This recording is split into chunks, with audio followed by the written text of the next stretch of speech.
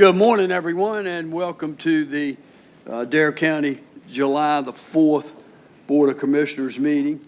At this time, I'd like to call the Reverend Betsy Haas forward for an invocation. Reverend Haas, thank you so much for being here. Thank you for having us. Good morning. Will you pray with me?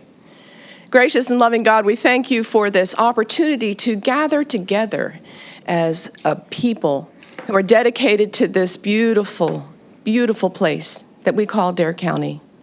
We thank you for the opportunity that gives us to be good stewards of everything that you have entrusted to us. And Father, as we gather this morning, we are mindful that there are some in our community who have experienced tragedy.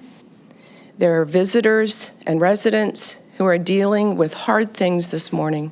Especially this morning, we pray for healing for those who are involved with the house explosion here in Manteo. We pray that you would pour out your healing spirit on bodies and minds and souls. And in that vein, Father, we pray a hedge of protection around our first responders who are so overtaxed in this busy, busy season. We pray for those who run into trouble as others are trying to flee trouble. Keep them strong, keep them safe, keep them focused. And this morning, as we celebrate the blessings of this community, the many people who make it as great as it is, we thank you for those who volunteer. We thank you for those who serve. And Father, I pray for these 7 commissioners that as they go about the business of running this county today, that you would infuse them with a sense of your will and your purpose for our community. Father, give them your wisdom, give them your discernment, help this meeting to be productive and lead us into the growth and the compassion and the love that you have given to us here. Father, we thank you for the opportunity to be about the work of this beautiful place that we call home. In Jesus' name we pray. Amen. Amen. Thank you, Reverend Haas. May we stand for the pledge. Pledge allegiance to the flag of the United States of America and to the republic for which it stands, one nation, under God, indivisible, with liberty and justice for all.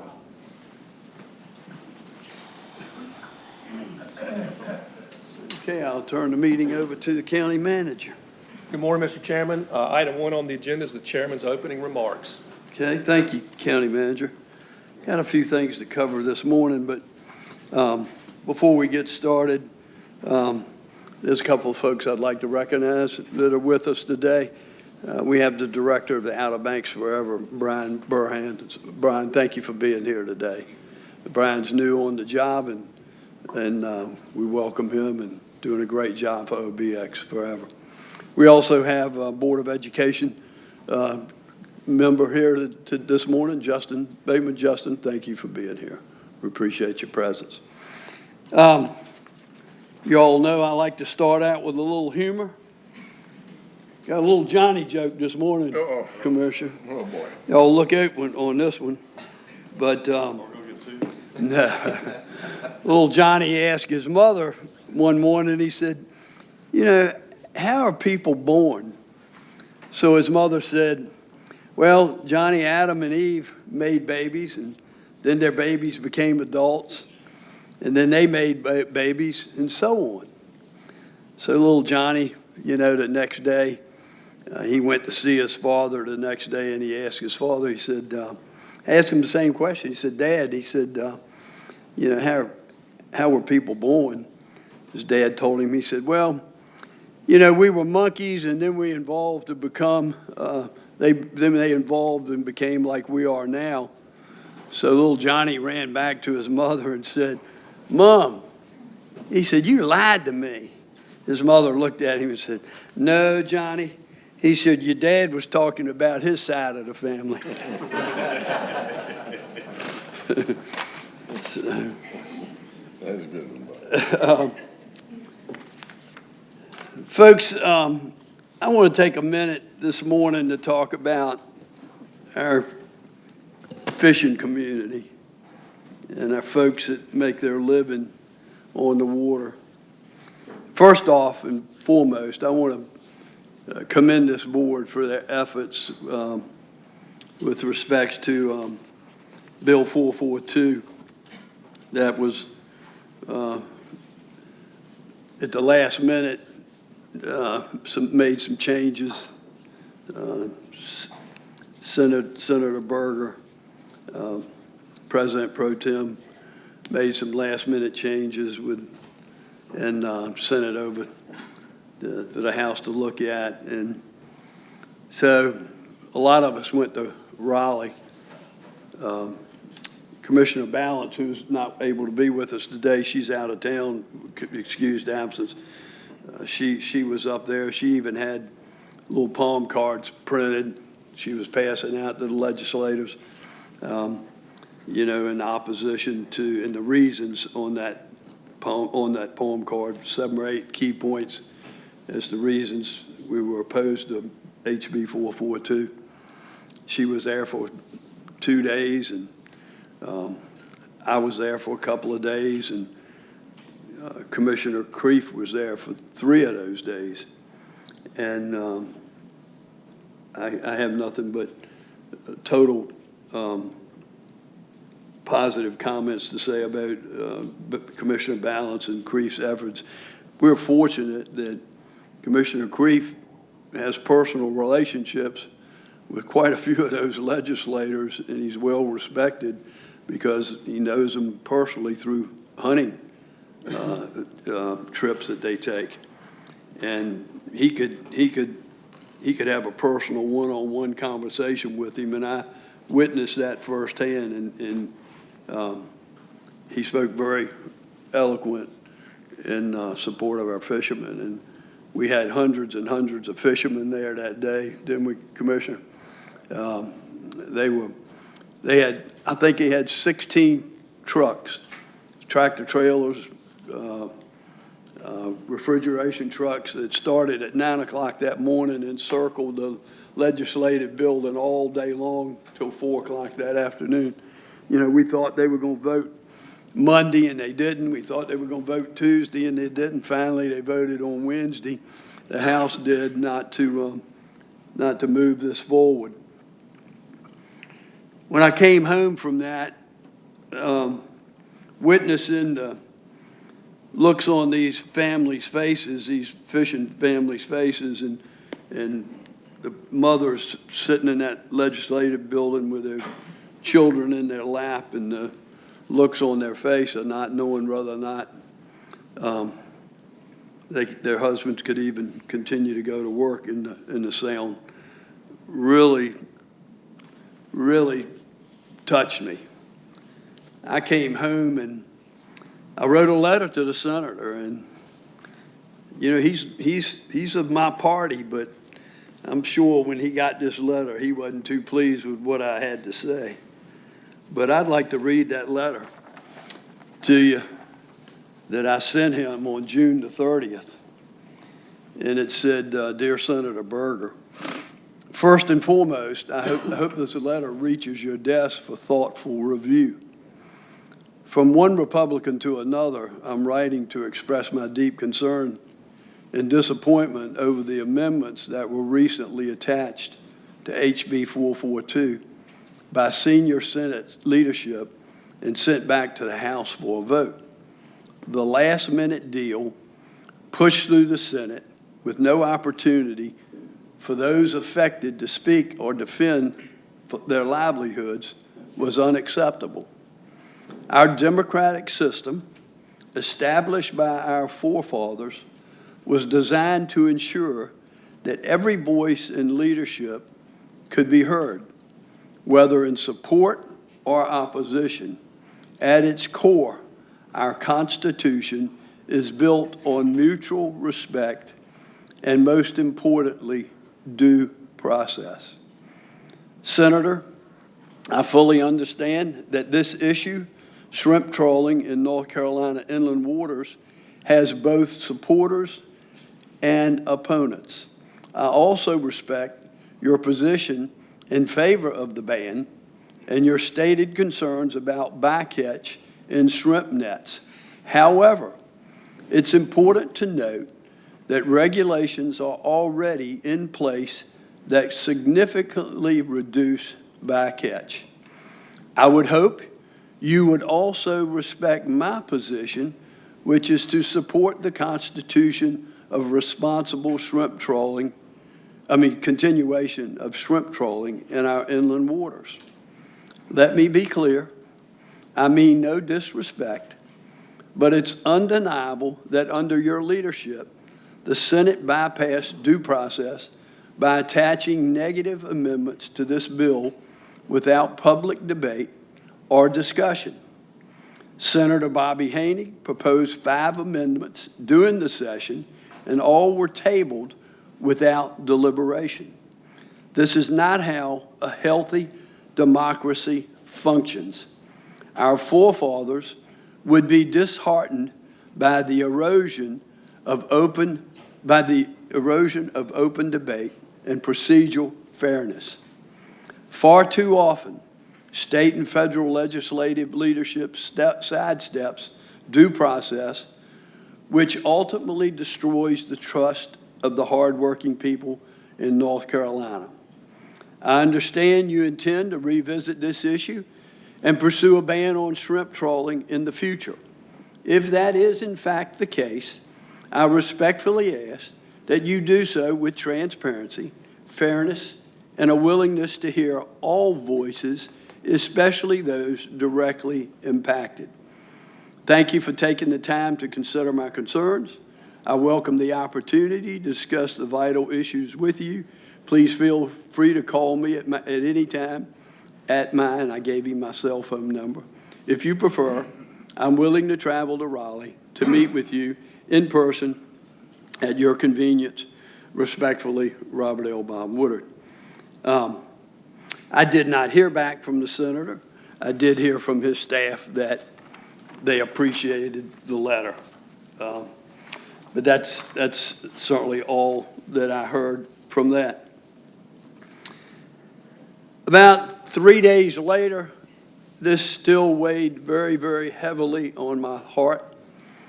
And I reached out to the board individually, and I told them that I would like to propose forming a North Carolina coastal counties meeting to certainly open up dialogue about our fishermen and form a coalition. Each one of my board members was totally on board with that and said absolutely. So there are 19 coastal counties that I reached out to, and I sent this following letter to those coastal counties. I said, "Dear board chairs of North Carolina coastal counties, I hope this letter finds you well. As coastal counties, we share a deep connection to our working waterfronts and the hardworking men and women who make their living from coastal waters.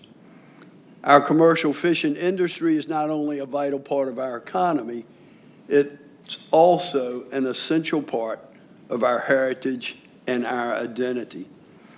With the recent controversy surrounding House Bill 442, which was fortunately defeated in the House, it has become clear that we must be proactive in defending and supporting this vital industry. It's likely we will see similar legislation resurface in the future, along with other issues that directly impact our commercial fishermen and coastal communities. To that end, I am proposing the establishment of a North Carolina Coastal Counties Fisheries Coalition. The goal of this coalition is to bring together county leaders from coastal regions to address these critical issues with a unified voice. By coordinating our efforts, we can become advocates for the long-term healthy and sustainability of our fisheries, our local economy, and our way of life. Each participating county can appoint the representative of their choice, whether that be yourself, your county manager, or any other staff member. Additionally, I welcome you to extend this invitation to other counties that may wish to be involved even if they do not have a direct commercial fishing presence, but have a stake in supporting our coastal economy and culture. I am aiming to schedule our first meeting in August at a central location. Virtual participation may be considered in the future to ensure accessibility and convenience for all. Please let me know at your earliest convenience if your county is interested in joining this effort, along with the name and contact information of your designated representative. I also welcome the opportunity to speak with you directly if you would like to discuss this in more detail. Thank you for your time and consideration. I look forward to the opportunity to work together in support of our coastal communities and fisheries. I have had extremely very well receptive comments back from these coastal communities. We have set a tentative date at 1 p.m. in Carteret on the 5th of August to form this coalition of coastal counties. And I've spoken personally with their chair, and they're welcoming us. That's a central location for that 19 coastal counties, and we've heard back from a good majority of them, so we're moving forward to this, and we'll be announcing that. I'll talk to my public information officer about that date and posting that date, but we're looking at the 5th of August at 1 o'clock. I could not say it more eloquently than the director, executive director of the North Carolina Fisheries Association, Glenn Skinner. Glenn's recently wrote, "It's clear that our current system of fisheries management leaves much to be desired." And I know my vice chair will echo those same concerns because he goes to those meetings constantly. We're constantly fighting the legislature as well as these management folks. I had no other way to say this other than the simple fact that they're trying to shut down the oldest industry that this country is known, and that's fishing.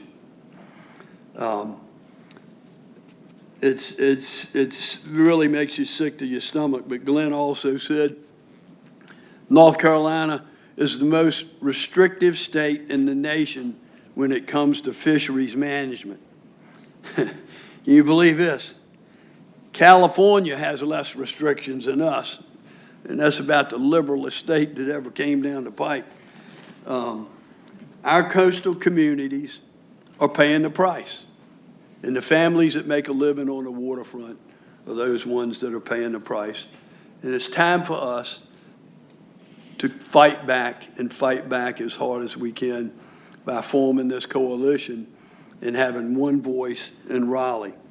Time and again, the quality and the reliability of the science used to drive management is a source of serious concern amongst all of our stakeholders. We need to come to the table, fisheries, scientists, managers, legislators, and all stakeholders, and let's work together to address these challenges, not top-down mandates that are just not working. We need collaborative, adaptive, and transparent management grounded in science, equity, and local knowledge. It's time to strike a better balance, one that protects resources without sacrificing the communities who depend on it. Those communities are our coastal communities, those with the deepest ties to healthy fisheries that are facing the greatest threat. We want to leave thriving fisheries for the next generation That's what families that fish today want to do for the future. But that can only happen when we work together, fisheries, scientists, and lawmakers, to assure both abundance across for all. The future of our fisheries depends not just on good laws, good science, but on good relationships. It's time to rebuild trust and create a system that truly reflects the values, the knowledge, and the voices of all involved. I can assure you, for those who are listening today, and for those of you sitting in this audience, this board will do every single thing humanly possible under our abilities and our powers to protect our families in Dare County that make a living fishing. Let it be known and let it be a fact that we will do everything humanly possible to support our fishing community. That's all I have to share this morning. County Manager, I will turn it back over to you. Thank you, Mr. Chairman. That brings us to item 2 on the agenda, and this is the presentation of our service pins. This morning we have one. Dave Mason will be receiving his 20-year pin from Sheriff Doug Dowdy.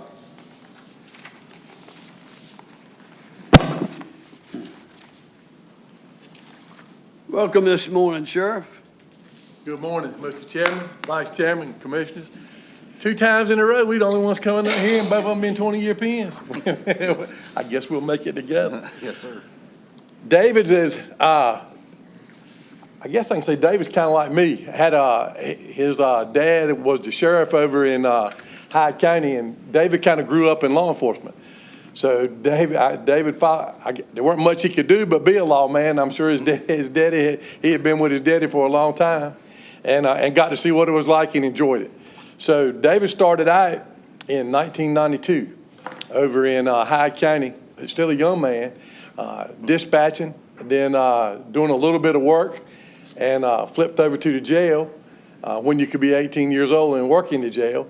And so he kind of just grew up in law enforcement. And we were very lucky. David went to the Department of Corrections over there for a little bit, was also in the drug task force over in, there was like a 4-county drug task force that was over in Hyde and attached to several other counties. He worked 4 years in that.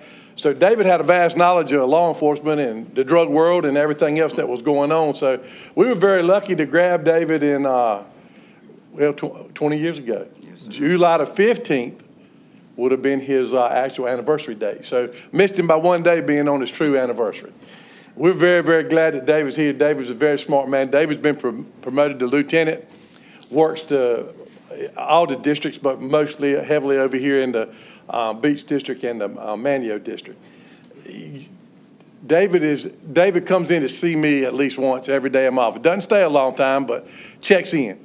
Wants to make sure that everything is going good, and if I need anything or we need to carry anything to the beach or do anything else, he's got a concern for the way things are actually done. Makes it nice that, somebody is loyal to me, there's no doubt, unquestionable, and to Dare County.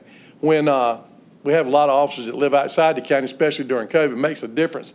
David actually got a trailer over here in Mans Harbor, and for 2 years. He's had it for 2 years, so days he works, he stays over here, so if he's needed, he's on call, he can actually stay there and get back to us instead of having to drive all the way from Hyde County.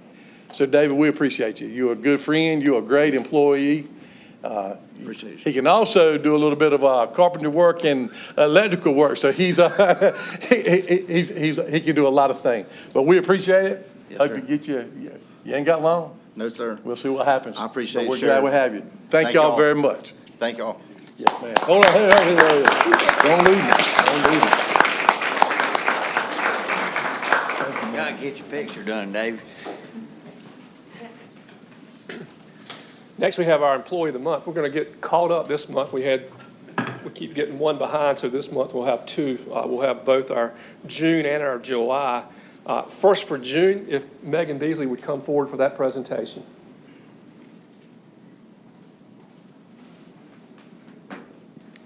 Welcome this morning, ladies. Good morning. How are y'all this morning? Very good, thank you. Thank you for having us. Commissioners, for those of you who have not met her, let me introduce you to Tricia Allen, branch manager of the Kill Devil Hills Library. Tricia started with the library in April 2017 as a library assistant and cataloger. She quickly showed her skills at mastering our systems, but more importantly, an aptitude for connecting with patrons and those around her. She was promoted to branch manager in 2021, where Tricia oversees 3 full-time and 4 part-time library assistants, as well as a small army of dedicated volunteers. The Kill Devil Hills Library is not the largest public library branch in Northeast North Carolina, but it is the busiest. In the past year, under Tricia's direction, she and her staff circulated over 126,000 physical items for 60,000 patrons who walked through their doors. And I'm extremely proud to say that it went all pretty flawlessly. It's not just Tricia's management of her staff and collections that's impressive. It's the way that Tricia truly cares about her patrons. She knows their names, their stories, their favorite books. She reaches out when she hasn't seen a regular patron in a while, and she connects with their families in times of need. Tricia's passion for her community is admirable and an example for us all. Additionally, I'm especially proud to say that it was Tricia's employees who nominated her for this recognition, and my honor to present it to her. Thank you, Tricia. Congratulations. Thank you.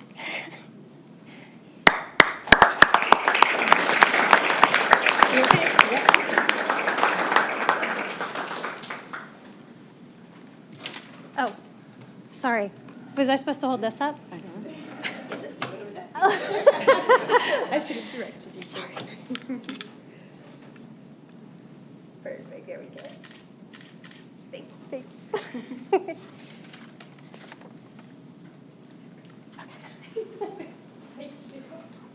And then next we'll do our July Employee of the Month, and if Dave Stopka would come forward to make that presentation.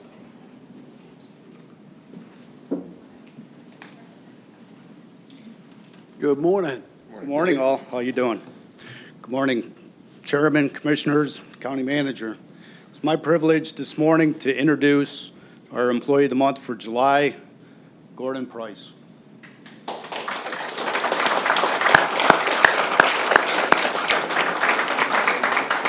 Welcome, Gordon. I'd like to start off this morning in thanking Gordon's family for making it today, his wife, Cherie, his kids, Parker, Gracie, and Gunner. Thank you very much for coming. Gordon has been with the county since 2013. He was hired here in facilities maintenance as a carpenter, and after working several years with his dad building houses. Not long after his hire, he was promoted to lead carpenter, and a few years later, promoted to supervisor. Many of us in this room know him, recognize him, or had some interaction with him at some point. Over his 12 years, there's probably not much he hasn't had his hands on or participated in, as he supervised and organized work for over 67 buildings and structures throughout Dare County. He's friendly, respectful, and polite to his customers, and provides them with the most expeditious and quality result. When it comes down to the worst job we have to do, Gordon is the first in line to take it on without hesitance or complaining. He's always there to get the job done. He prides himself in letting his employees know that he's not above doing the dirty work.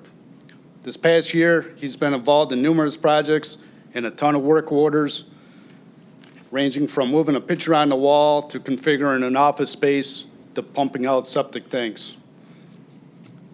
His maintenance skills, attention to detail, and passion to the job correctly the first time is second to none. He communicates very well and provides in-depth and very precise instructions to his employees when handing out work orders, projects, or when it comes to training. Furthermore, Gordon is recognized by his peers and his facilities team for the extensive and grueling workload he endured during the 3 months following the absence of the previous superintendent. He held the department together while performing not only his primary job, but also that of the superintendent, which included the timesheets, performance reviews, projects, and over 300 work orders, not including emails and phone call requests. With his supervisory style and his knack for recognizing talents throughout the department, Gordon organizes the daily workload in the most efficient manner and keeps the department functional. His employees enjoy and love having him as a supervisor. No matter who they are, he treats all of them with respect and dignity and enjoys having fun with them all. But one thing that stands out amongst his employees, peers, and managers is his empathy and compassion for his employees. He sees and understands when they're having a bad day or maybe struggling. He works with the employees to keep them focused, calm, and at ease in a manner that's amazing. He is definitely a family-first kind of guy. The maintenance facility team and I are grateful for the opportunities to work with Gordon and respect his dedication and commitment to the department and the entire organization. Thank you very much. Thank you. Appreciate it.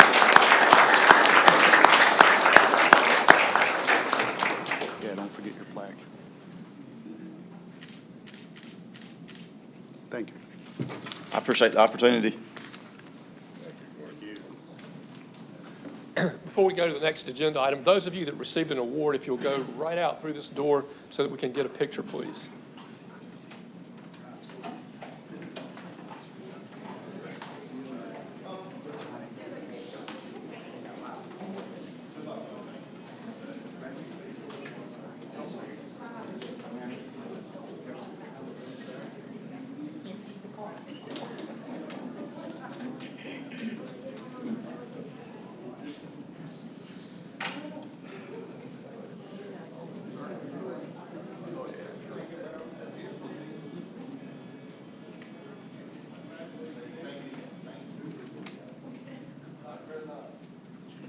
Ladies and gentlemen, now's the time that's been set aside for public comment. If you have public comment this morning and you've not signed up, please raise your hand. I'll recognize you. When I do, please come to the podium, state your name and where you're from.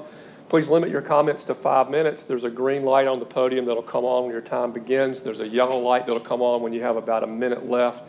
And when the red light comes on, you need to conclude your remarks. First on the list here is Brian Bernhans. I apologize. I thought I was signed in. I didn't have any comments. Okay, great. Next is Helen Furr. Helen, welcome this morning. Thank you, Bob. My name is Helen Furr. I live in Collington, and I have been a resident of Dare County since 1998. And I'm here because I care deeply about our people and our economy. Although we're a coastal community, we are surrounded by farmland in northeastern North Carolina, and we have very proud traditions in fishing, boat building, tourism, and hospitality. Our way of life depends on hard work, from, again, the fields in northeastern North Carolina to the waterfront, from restaurants and construction sites. Migrant workers are essential to that workforce. They harvest our food, help build and maintain our homes and our boats, staff our businesses, and make sure we can welcome the visitors that keep our economy running. Although ICE hasn't yet targeted Dare County and North Carolina directly, we are seeing troubling trends in surrounding areas. With the new federal budget and its unrealistic quotas, ICE is ramping up enforcement, detaining workers without meaningful due process. Families are being torn apart. Even here, people are growing afraid to drive to work, attend church, or pick up their kids. That fear doesn't just hurt them, it hurts all of us. From our fisheries, our boat builders, our restaurants, and our local businesses. We already struggle with finding enough help. Our community's sense of safety and neighborliness begins to break down. I am asking the board, and I hope this has already been established, but I'm asking the board to consider some practical steps to support and protect the people who keep Dare County running. I'd like to issue a public statement recognizing the vital role migrant workers play in our economy and our community. Direct our county departments not to ask for immigration status when delivering local services unless legally required. Support distribution of Know Your Rights resources in Spanish and English. Encourage our local law enforcement to focus on our community and safety, not on federal immigration enforcement. Dare County is known for its hospitality and sense of neighbors. Migrant workers are not outsiders. They are our neighbors, our co-workers, and our friends. Protecting them protects who we are as a community and the economy that we rely on. Thank you for your time and your consideration. As a side note, I've worked in many kind of fields, and I work currently with my husband with his surveying job. We are out at many, many sites from Dare County to Currituck, and I know who's building our community. And I would like to ask that we offer protection and empathy and support. Thank you. Thank you, Helen. Is there any other public comment this morning? Is there any public comment from Buxton? No comment. With that, Mr. Chairman, we close the public comment. We'd move to item 5 on the agenda, and this is the presentation of the Certificate of Achievement for Excellence in Financial Reporting, and I'll turn that back over to the chairman. Thank you, County Manager. At this time, I'm proud to share some exciting news once again and recognize another remarkable achievement by our finance department in Dare County. We're in our 34th consecutive year now that Dare County has received a Certificate of Achievement for Excellence in Financial Reporting. This honor in government accounting and financial reporting is the highest honor that a county can receive. This award is presented by the Government Finance Office Association, and it reflects on our long-standing commitment to transparency, accountability, and responsible stewardship of the public's funds. This award is based on the county's annual comprehensive financial report for the fiscal year ending this past June 30, 2024. This program, since 1945, has encouraged state and local governments to make complex financial information more accessible and understandable for the public to understand. And Dare County has done just that year after year for some 34 years.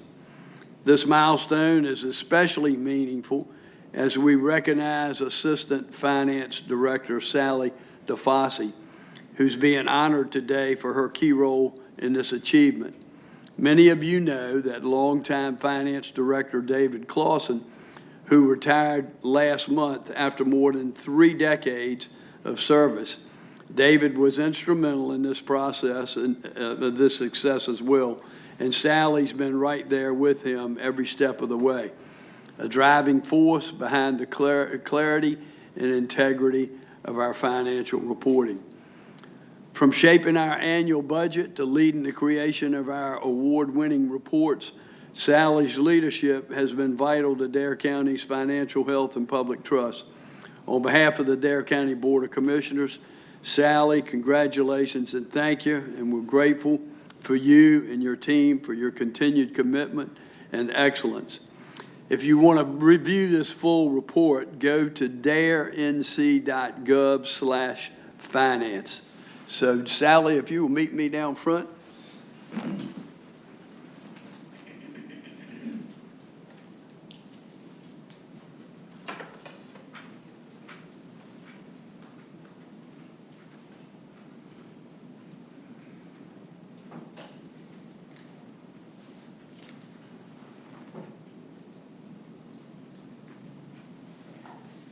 Sally, I usually have a 50-pound plaque that I give to Dave, but I just have a certificate today for you. It's the Award for Financial Reporting Achievement, and it's presented to you as Assistant Finance Director, County of Dare, North Carolina, and Executive Director, Christopher Morrell, signed it. from the state. Thank you. I Thank you appreciate the again. kind words. Thank you for all you do.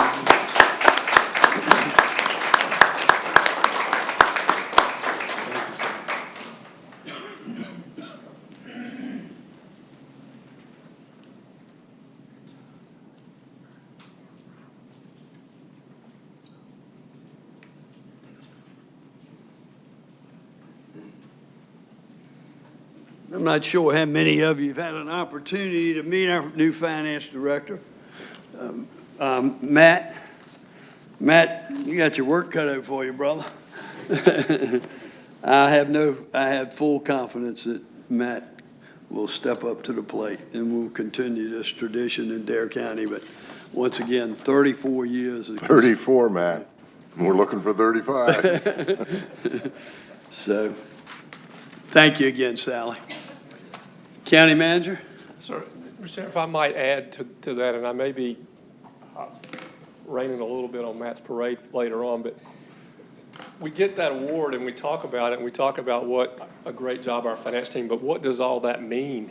And I'll give you a great example of what that means is last week we sold the bonds for the new project over at COA.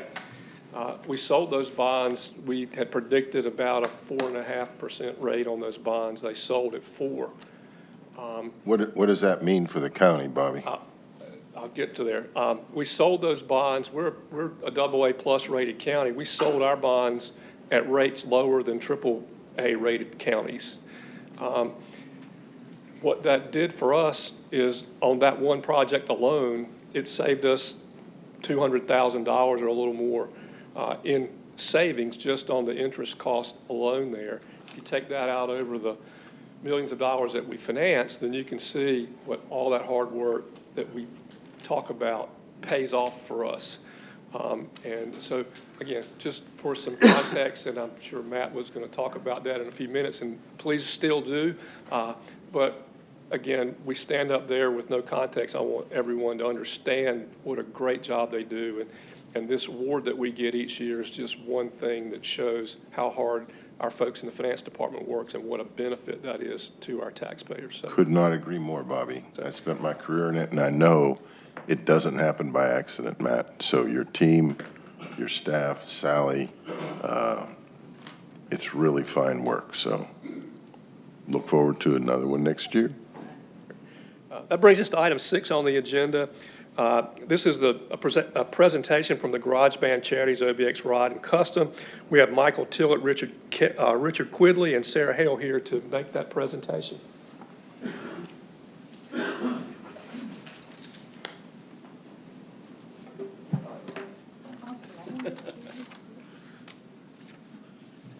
Good morning. Good morning. Good morning. How's everyone doing? Good.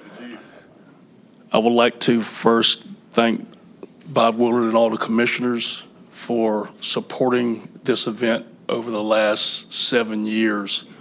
A little bit about this event. About 8 years ago, I had a dream about bringing a car event to the Outer Banks. I reached out to Mr. Richard Quidley and said, hey, man, what do you think about doing a car event on the Outer Banks? He said, sounded like a great idea. We asked Sarah to do some work with our internet stuff and things like that. So we reeled her in, and then she had to do all the work. A little bit about this. This event's turned into a car culture event. A little history. 7 years ago when we started in 2019, the first day of our event, I had one of our volunteers and one of our police officers come up to me when they heard about the OBX Rod and Custom Festival. They thought it was a boat show and rod and reel festival. That's how much of a car culture this place was not in 19. Fast forward to 2025, we're one of the leading car events on the East Coast. And we get asked all the time, what is all these hot rods about? What's all this noise about? All this noise and the hot rods cruising around is the sound of giving back. And that's what this does. And I just want to thank the county, the sheriff's departments, the Nags Head, Kildover Hills, Kitty Hawk police departments, and the state police departments for helping us make this possible, and all the citizens of the Outer Banks for helping make this possible, because if we don't have the support of everyone, this doesn't happen. We can want it all we want, but if we don't have the support, and you know how it is when you don't have support, it's always obstacles, and we haven't had any to speak of. And it's just a good testament on the family, fun, and fellowship that this county has. And everybody knows that every family here needs help to a certain extent, and that's how we do it. We're on this island together, and everybody's all about giving back, and that's what this is about. And we've got some great numbers to let you know what's happened over the last 7 years, and I'm going to turn these numbers over to Richard Quigley and Sarah Holden. They can tell you exactly what's what, but I just want to thank you all on behalf of Garage Band Charities and the OBX Ride and Custom Festival for all your support over the last 7 years. And here you go, Mr. Richard. Thank you, Michael. Thank you, Michael. Yeah, Michael has the gift of gab. I'm not quite as good at it as he is, but he inherited that naturally from his mother. Miss her every day. Yes. Our event is a charity event, and it has been from the beginning, but we had no idea it would grow to what it is today. Our 2025 event, we had a total of 1,204 registered vehicles. And these are folks that come to the party and paid to be at the party. A lot of things. You see cars parked here and there. We do a cars and coffee thing once a month at the dunes, and you just ride up there, you park and hang out and have breakfast and whatnot. But these guys pay to be here, and they spend lots of money to be here. They put a lot of money into the economy. And this year, we're still collecting money, paying a few bills, but this year's charity number should be right around $65,000 back into the local charities. Wow. We have folks that ask us, so, well, what's your charity? Well, we don't have one. We have a lot of different things that we support, and it does change from year to year. Our primary charity that we supported from day one is the Children and Youth Partnership of Dare County, which we'll be presenting them with a check today. But some of the other things, and it's mostly food for the kids, educational things, scholarships, and something that's important also, the holidays, toy drives and things like that. And we do give a little bit to our neighbors that don't have the good fortune that we have in Dare County. We are blessed to be here and have all that we have, and we have to share some of the spoils with some of our neighbors as well.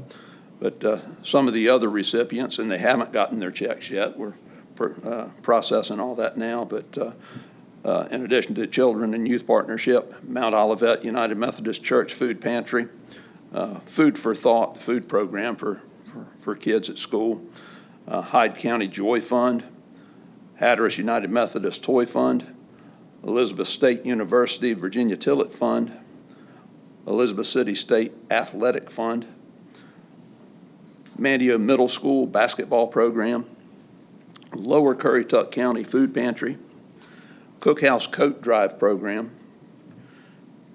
the Dare County Education Fund, Mustang Outreach Music Program, Interfaith Community Outreach, and then we also do the Sergeant Earl Murray Scholarship Fund, and we have money set aside for family disaster assistance, which we help with the Brown family and a few other families that have fallen on hard times with fires and things that you just don't see coming. So we always earmark a little bit to the side for that. But those are just some of the things that we support. There are others. So at this time, we would like to present a couple checks. So Sarah, tell us what you got. You can do it. Oh, she's going to let me do it. She does. Whatever order you All right. Well, we'll start off with Elizabeth City State University Virginia Simmons Tillett Endowment. And Michael, I'll let you present this one. Thank you for what you do.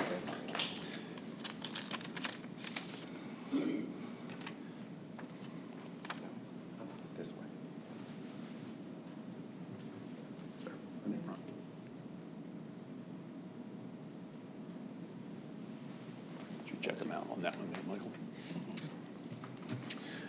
And the check amount to this endowment is $6,000.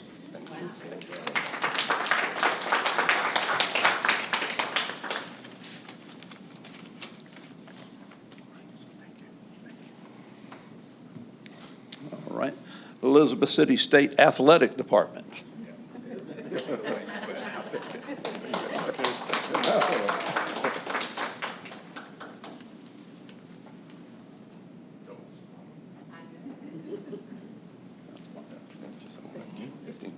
And the amount for this check is $1,500. And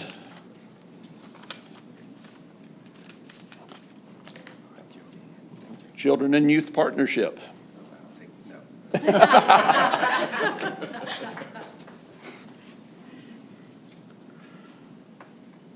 And we've managed to bump them up a little bit each year.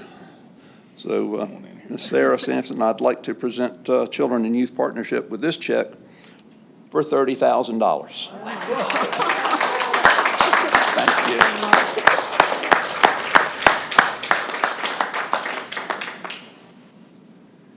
Thank you. Thank you. Can I just say a quick thank you? We want to thank Michael, Richard, and Sarah, and the entire Garage Band Charities for everything that you're doing to continue to support our community.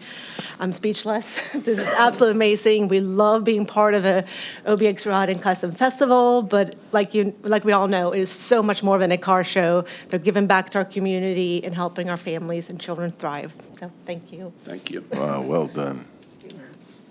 Thank you so much.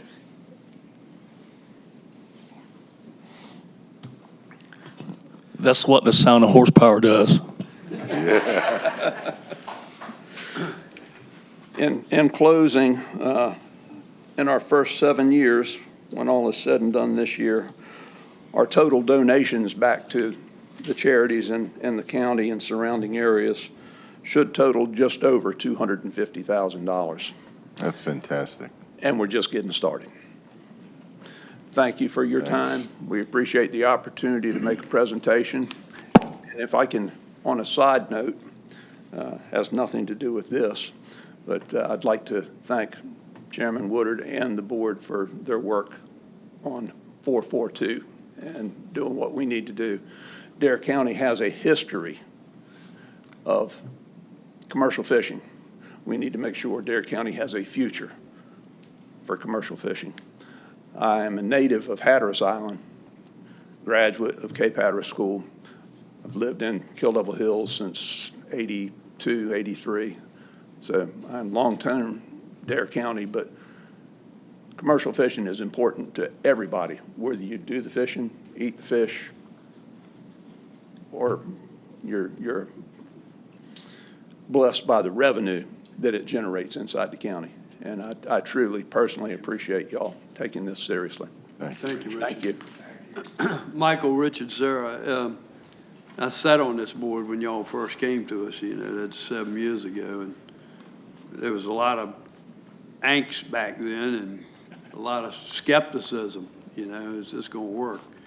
It's just phenomenal what y'all have done. It's totally incredible. Thank you. And, I mean, that's what it's all about. Dare County's famous for giving back, and you guys are an ultimate example of that. And for that amount of money in such a short period of time, some $250,000, I mean, that's incredible. And we can't thank you enough for what you do. Anything in the future, we'll be glad to help you in any way we can. But this is something that's grown to be, like you said, Michael, number right there at the top in the state for stuff like that. So we're proud to see that come to fruition the way it has. So Thank you so much. Thank you so much. Couldn't done it without everybody in this room. Thank y'all. thank y'all. Thank you. I got one comment on this. People on both sides of the aisle, I talk to everybody in the community and all. You know what the one thing everybody in Dare County has in common? They all agree that this is the most loving and the best community they've ever lived in. Hardly ever, when I'm up the beach, do I run into somebody who's lived here their entire lives. Most of them have moved here from somewhere else. And they all agree that this is the greatest place they ever lived, and it's because of people like y'all who go out and you put these events together and you provide for these families. Bill Brown's a close friend of mine. I know what you did. I'm the guy who carries all the groceries in every week to Mount Olivet Food Pantry. So to see what y'all are doing out in our community, it's groups like you who make this such a great place. And I just want to thank you on behalf of everyone in Dare County for what you do. Thank you very So much. welcome. Our pleasure. Amen. Well said, Commissioner. Thank you. Thank you. Thank you. Chairman, that brings us to item 7 on the agenda. This is a proclamation designating July as Park and Recreation Month and the 40th anniversary presentation, and Spencer Gregory is here for that presentation. Spencer, welcome this morning. Good morning, Chairman, Commissioners. How are y'all doing today? Ain't better, we couldn't stand it. This month of July is being celebrated all over the nation as Parks and Recreation Month, so we're definitely going to celebrate in Dare County. I wanted to recognize a couple of our advisory board members that are here, Helen and Justin, our chair. Thanks for being here. Support. I have a proclamation here designating July as Parks and Recreation Month in Dare County that I'd like to read.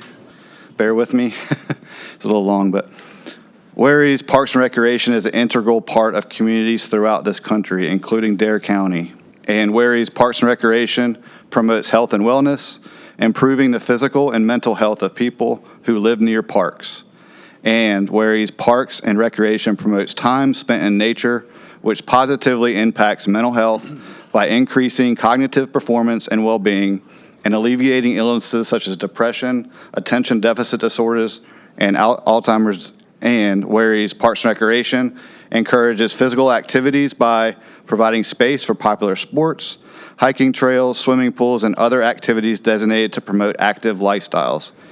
And whereas Parks and Recreation is a leading provider of healthy meals, nutritional services, and education.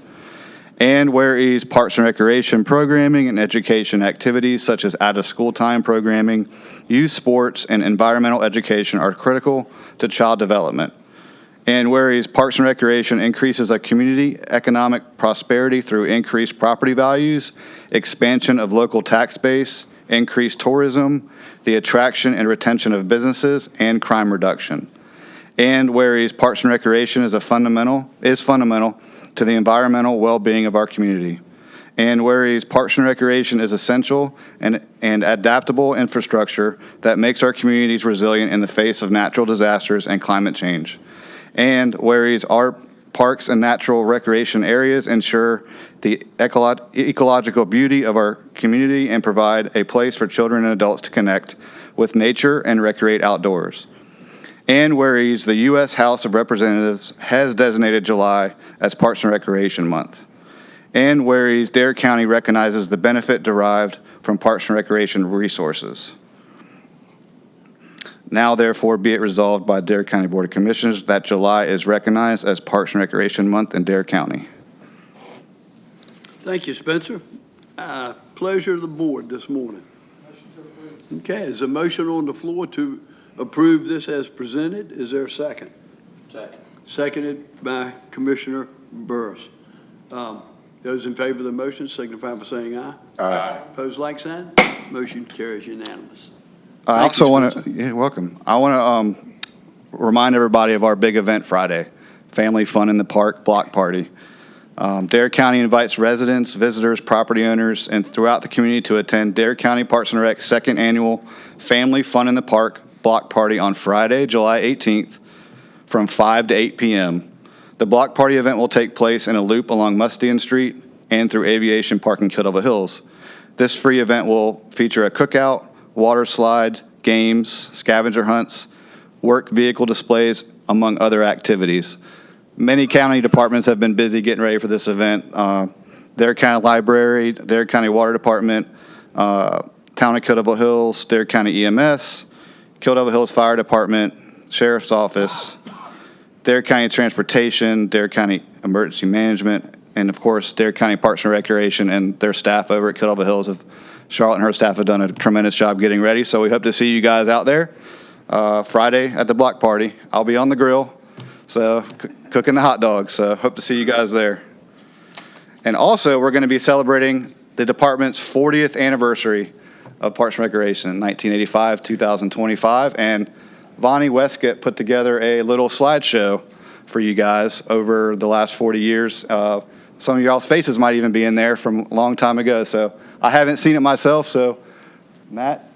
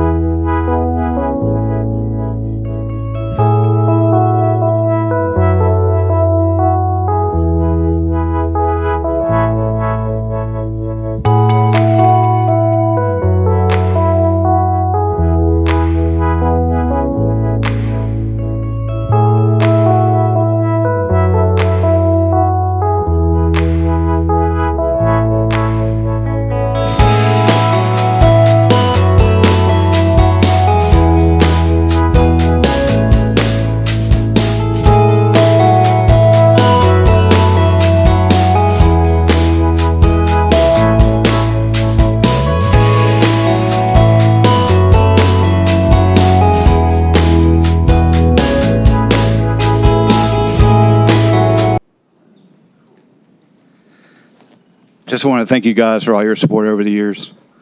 Yep. Yeah, thank you, Spencer. Thanks, guys. I want to give one shout out to Spencer here. So over the last week, we just had the big baseball tournament here in Dare County. And as Spencer knows, the Lord didn't show us too much favor in the weather.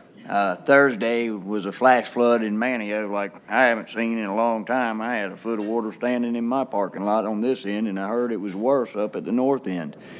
And numerous people in the commercial fishing community live in a lot of these places, in Ahoskie and Cache and some of these other teams that come in, so they would frequent my store throughout the week to pick up commercial fishing supplies. And all of them said our recreational department did an amazing job of getting our fields clean and ready to play that Friday, and the way that they organized and rescheduled the games, it went seamlessly. And I had numerous people from all over the eastern region, part of the state, commend you on what a job that you and your department did throughout the week. So I'd like to congratulate our rec department on facilitating that tournament excellently in adverse conditions. Yeah. Appreciate that.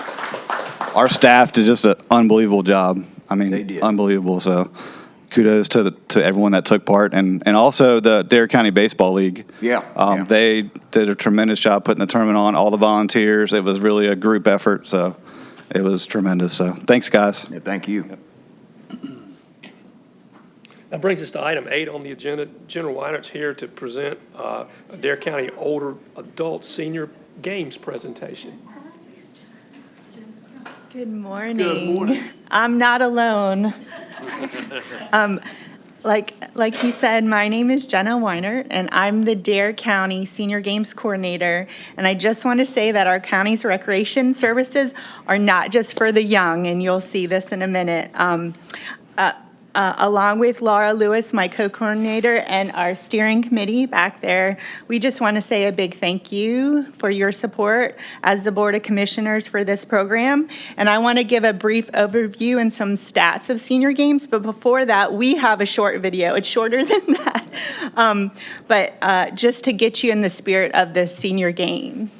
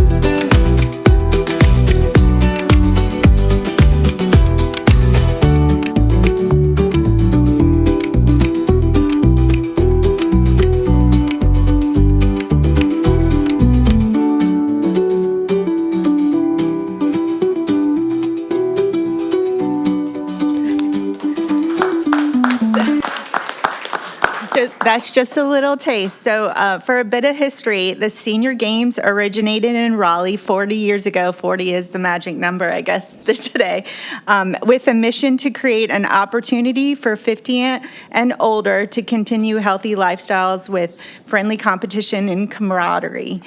Since then, it's grown to a national and an international organization, but what makes North Carolina Senior Games and Dare County Senior Games unique is our Silver Arts competition. We have artists that we have a competition where artists can express themselves and their creativity and compete in a non-athletic format, which is not seen any other place around the nation. And that really Senior Games here in Dare County and North Carolina is for everyone. Some other quick stats. Dare County is one of 54 North Carolina counties who hold Senior Games, and in 2025, we had our 37th annual competition. So we are one of the oldest with 96 sporting events and art categories, with many seniors participating in 6 or more events. We've seen a 30% increase in the past 3 years with participation with athletes and artists that have been competing for decades, and they are now in their 90s. But an average age of a participant is late 60s, early 70s. This year, though, 65% of our participants had 2 years or less in competing, so we continue to see a growth in our games. And another fun fact, we see parents and their kids compete together. So that is pretty cool, along with husbands and wives, as you can see over there. At the state level, we usually send 30 to 40 athletes and artists to travel to Raleigh for the state competition, and in 2024, 33 of those Dare County athletes and artists received gold, silver, and bronze medal at the state games. Our swim team, they have won the state swim meet 8 years, and we have a handful of Dare County swimmers who hold state records, along with 91-year-old Charlie Irwin. Hopefully you saw his article. He holds 3 state records. And Joanna Milchek, she beat in the women's 60 to 64 age group, she beat the 50-yard freestyle record that was on the books last year since 1986. So we have superstars swimmers here. In addition, one of our silver artists, Jean Webster, which was she was the performing artist in that slideshow. She's on the governing board for the NC State Silver Arts program. One more exciting note, I'm almost done. We are sending 10 of our athletes at the end of July to the National Senior Games competition in Des Moines, Iowa. So we wish them the best of luck. 10 is our magic number. They're going to do great. And I just want to conclude by saying thank you again for your support of our older adult community to live happy, healthy, and strong with this program. And we invite you to come be a part of it next year for our 38th annual games in the spring 2026. Thank you so much. Thank you. Thanks, Jenna.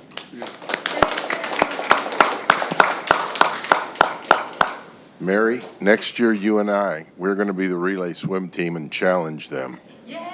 Okay.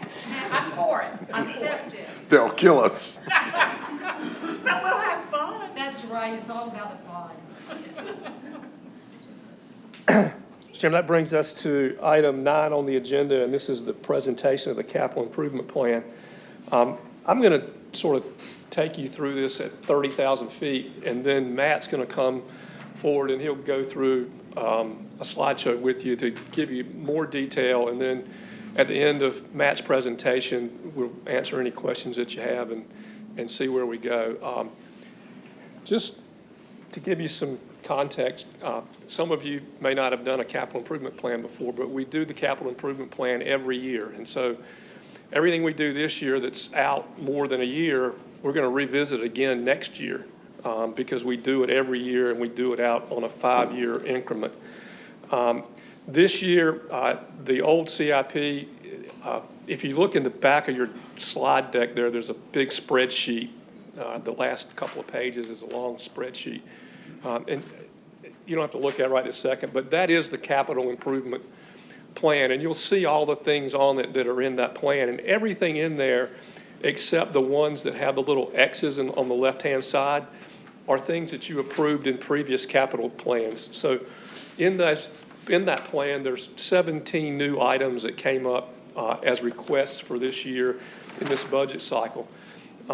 16 of those items totaled about $3.1 million. So not a huge amount in the overall capital plan for new, but one item was almost $12 million, and that was the Rodanthe EMS station. So the total in new requests, if you will, in that plan came out to $15 million or thereabouts. We have a model that we run that goes out, how many years? It goes out a long ways, 30 or 40 years. Granted, you can't plan 40 years out, but we run it that far. We only do 5-year plans that you vote on. But we run it just to see what it looks like to sort of keep our cash flows right, to do the things we need to do financially going forward. And when we ran that model with those $15 million of new requests, it wouldn't work. We have what's called a coverage ratio. Our policy is that you need a 1% or one coverage ratio. What that means is our debt service, we have $1 in the bank for every dollar that we owe on debt service each year in that capital plan. So if we had a bad year where we had a storm that occurred or something like that, we would have funding available to pay that debt service out of those funds. Our policy says that needs to be between 0.5 and 1, so you could also have 50 cents on the dollar, anywhere from 50 cents on the dollar to $1 on the dollar in that coverage ratio. When you included the Rodanthe EMS station in the model, what happened is in about 2034, everything went negative. It meant we were well below that 0.5 ratio that we had to have. And it remained that way all the way to like 2046. And so, granted, that's a long ways out, and a lot of things can happen between now and then, but we don't want to plan for a negative. We want to always plan for the positive. And then if something changes, we can work to fix it, but you don't plan to go negative. So what was the solution to that? And the solution was to pull the Rodanthe EMS station out of the model. If you pull that out of the model, now it works. Now it never goes below 0.59, right at 6. And so we're good in all years going out by pulling that out. So by pulling the Rodanthe project out of that, we're within our policy guidelines, and we meet the guidelines, and we meet the policy things that we tell all the ratings companies that gives us those good rates that we talked about earlier, so we can save all that money. So now you're saying, well, what are we going to do about Rodanthe EMS? If we pulled it out of the plan, what are we going to do? The answer is we have a fund balance policy that we keep 25% in our fund balance. And so that fund balance is our rainy day fund for the unknown, for what might happen, just to give us some cushion to maintain the county. In 2007 and 2008, when things went crazy, that fund balance was there. And that's what carried us for a couple of years to keep us on track, and that's what it's for. Our rating agencies appreciated that we had it. We got good ratings even in those downtimes because we had fund balance available to cover our obligations during that time without cutting the services, without cutting the things that we needed to do. So we keep it there for that purpose.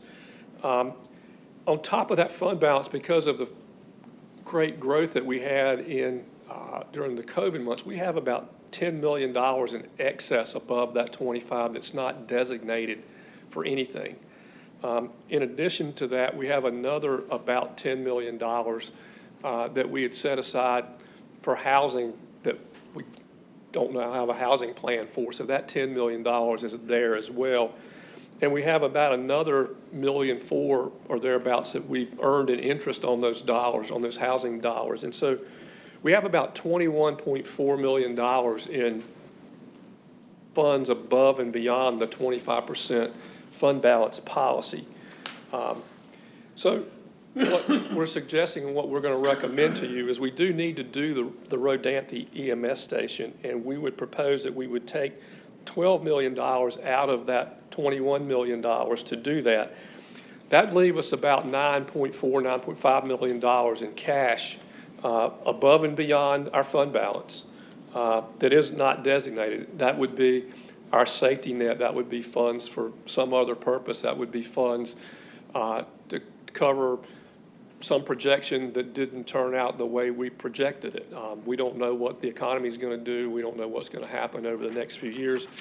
There's some dollars there that sort of ameliorate any of that kind of risk.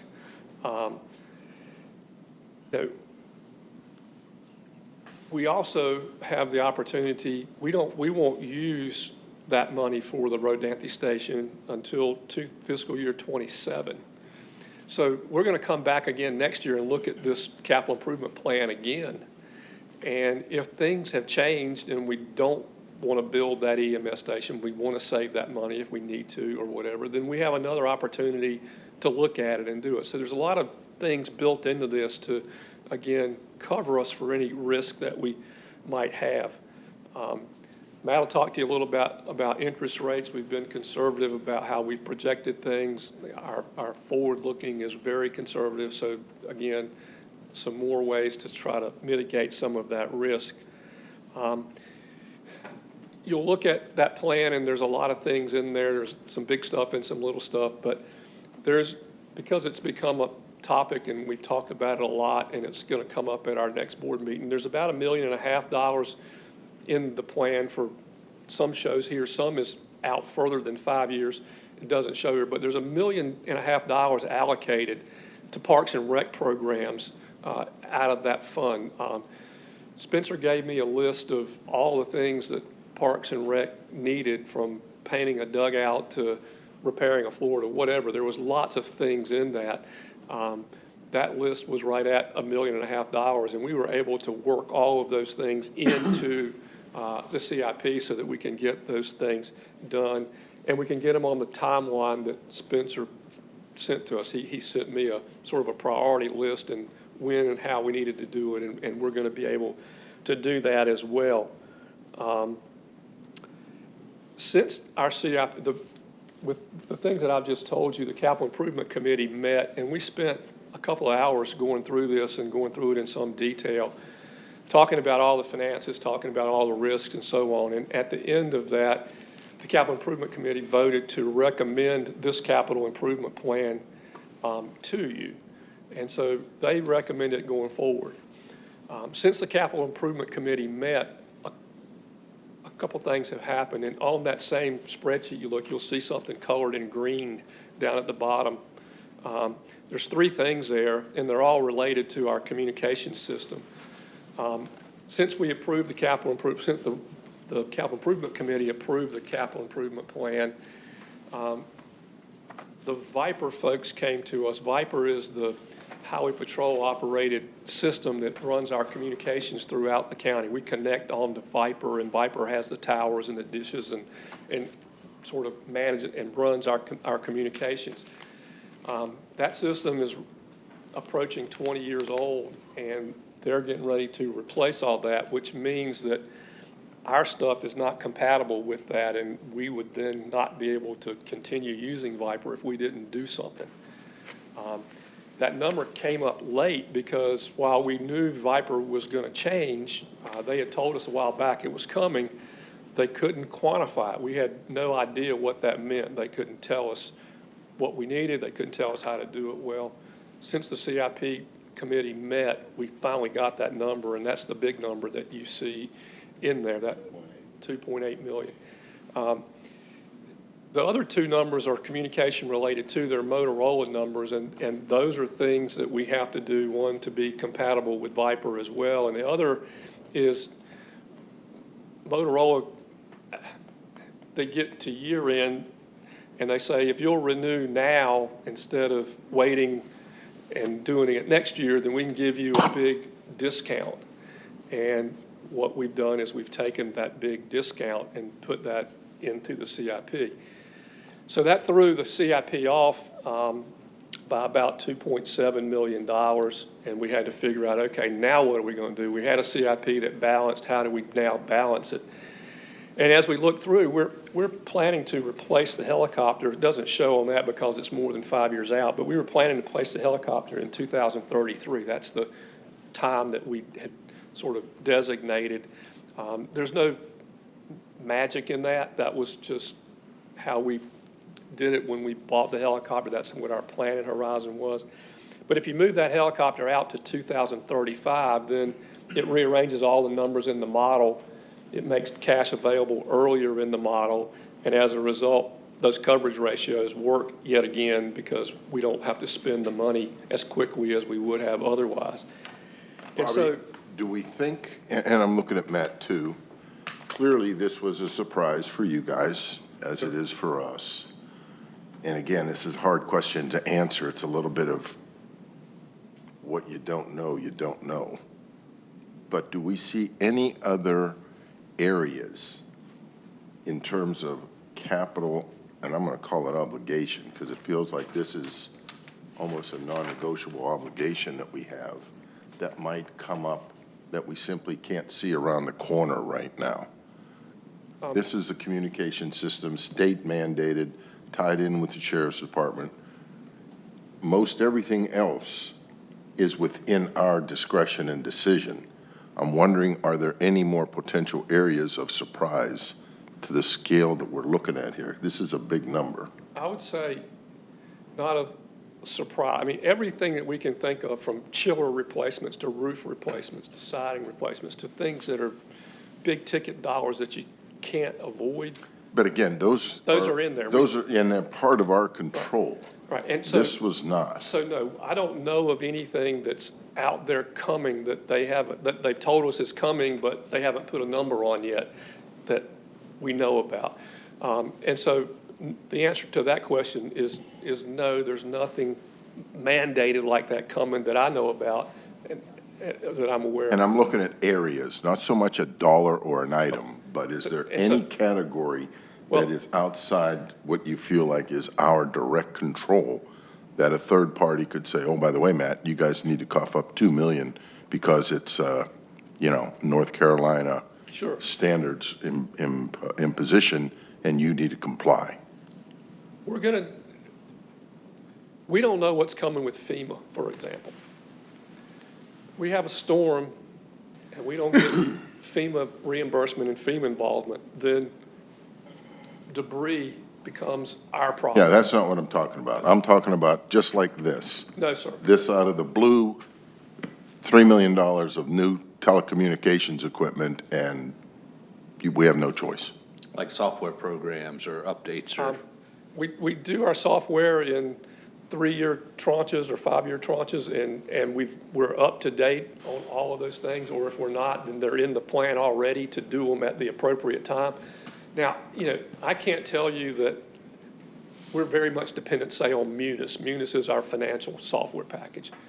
If Munis came out 2 years from now and said, we've redone the whole thing and you've got to redo the equipment and now it costs you $2.5 million to get our new system, or you got to go get something else. That's outside of our control. That's outside of our control. I don't think that's coming. It hasn't been intimated, but those kind of things are things that just happen and we can't deal with. We don't know about them. But if we thought it was on the table, we would try to put a placeholder. We would try to we try to do something to plan for it, and we don't have anything like that, Commissioner Ross. Yeah, the only one I know of is the Sheriff's Department. That's the one department that tends to be outside of our specific direct responsibility and control, where third parties can impose upon us requirements, spending, equipment, et cetera, that we simply don't have much of a choice but to comply. That's true, and Commissioner Burris hit on the other one. That was tech, IT, the software stuff changes, and whatever, if everything all of a sudden goes to AI, nothing we have works, then all of a sudden we got to convert everything we got to some other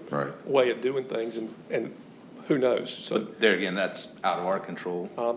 The only other thing I would tell you in that regard is next month you're going to get a report in from the Parks and Rec group that we hired to do that study, and they're going to recommend all kinds of stuff, and the number is going to be big, and we're clearly not going to be able to do everything that everybody in the study asked for to do. I mean, they asked for, I don't know, $50 or $60 million worth of stuff that we're not I going was worried it might be big money now. Phew, I feel better now. And so there'll be a priority list, and we'll have to look at it. And as we go forward, we're going to have to somehow, if we're going to do those kind of things, plan those dollars in. But they are discretionary. Those are dollars that you have choices about, and you can choose among them and among other things that we need. I'm not trying to speak for everybody, but again, you helped us this morning and explained this was coming, and I felt hands were bound. I was in the chair. I'm the hostage. Yeah. Give it up or surrender or else. So I'm just asking if we can foresee any other hostage situations in any area, and it sounds like, Very hard to project. Yeah. again, just in areas that we don't own. I'll tell you that we are hostage to Motorola, and we have no options. There's not another system out there we can go to. And whenever they say you're going to pay because you don't have a choice. You don't have any leverage for negotiating. And, you know, they could raise their software cost next year by $1 million, and we got to come up with $1 million. I mean, there's no other way to run the communication system. So, you know, that's where we are. Whether that will happen or not. Within the sheriff's department. But that's within the sheriff's department. That's probably our biggest unknown, and that's probably the place where we have the least leverage to, you know, other places there are other options. That's not one of them. So. Yeah. So embedded in the model is sort of the historic spend for those things. So another example is elections where our equipment is mandated by the state. Good point, elections. And so we know what we've spent, we've seen those blips, and they're modeled forward. But to the extent you have something like this 2.8 million that just came up, that will now be modeled forward because it's a blip that we've experienced. But you know, we're limited to the history and not knowing what we don't know. The difference is scale. Elections, we're talking about hundreds of thousands of dollars. 281,000 In Motorola, we're to talking 3 about million. millions of dollars. I got a question for you, though. Since this is software issues through the communication system, and we do have a regional communication system, do the other counties, or could we ask the other counties to help buy into this?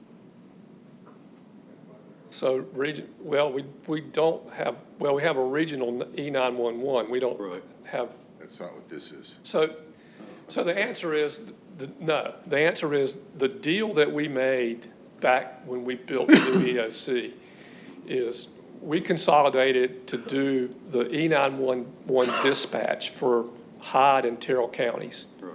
And the reality is their call volume is so small that we didn't have to add any people. We didn't really have to do anything that we weren't going to do with them or without them. And so by adding them in, we got roughly half the cost, up $7 million in grant funding from the state to build the new EOC. So for us essentially doing nothing, we got $7 million and we signed up to do their dispatching. Our deal with them is, I call it across the water, anything across the water, anything on our side of the county line, infrastructure-wise, it needs to be fixed, repaired, is our cost, because with or without Hyde County or Terrell County, we'd have to fix that anyway if we never included them. Anything on their side of the county line that needs to be repaired, if they need a new dish or a new whatever, then that's their cost. But the cost for us to dispatch, if we've got, 7 or 8 call takers, it didn't require us to put 9 in there. The same 7 and 8 can do that dispatch at no extra cost because their volumes are so low. So that was the deal that we made. Right. Yeah, I just wanted to clarify. Sure. Bobby, quick question. So when you come out next month with the Parks and Rec feature, what we need for the county, can you also come up with some very creative solutions on how to pay for it? You turn your head to your right. I'll tell you, the answer is. And we've talked about this in the Yes, I mean, there's some things out there that could create funding if you're prepared to do those kind of things. Yeah. But within the capital improvement plan, as we talked about moving things away, there's not excess fund in the money in the capital improvement fund. So to add a project. That's why I'm saying be creative. Yeah, right. So We'd have to prioritize. we'd either have to, well, that or come up with another funding source, and so there's opportunities for that we can talk about as well. That's what I'm talking about. Just, say, hey, listen, if you do this, we can get Sure. $8 million a year or whatever to pay for the $50 million. Yeah, yes. The answer is yes. All right, so I was trying to do it in less detail than I did, but nonetheless, Matt, if you would sort of take them through your slides, and then if we have other questions as a result, we can talk some more.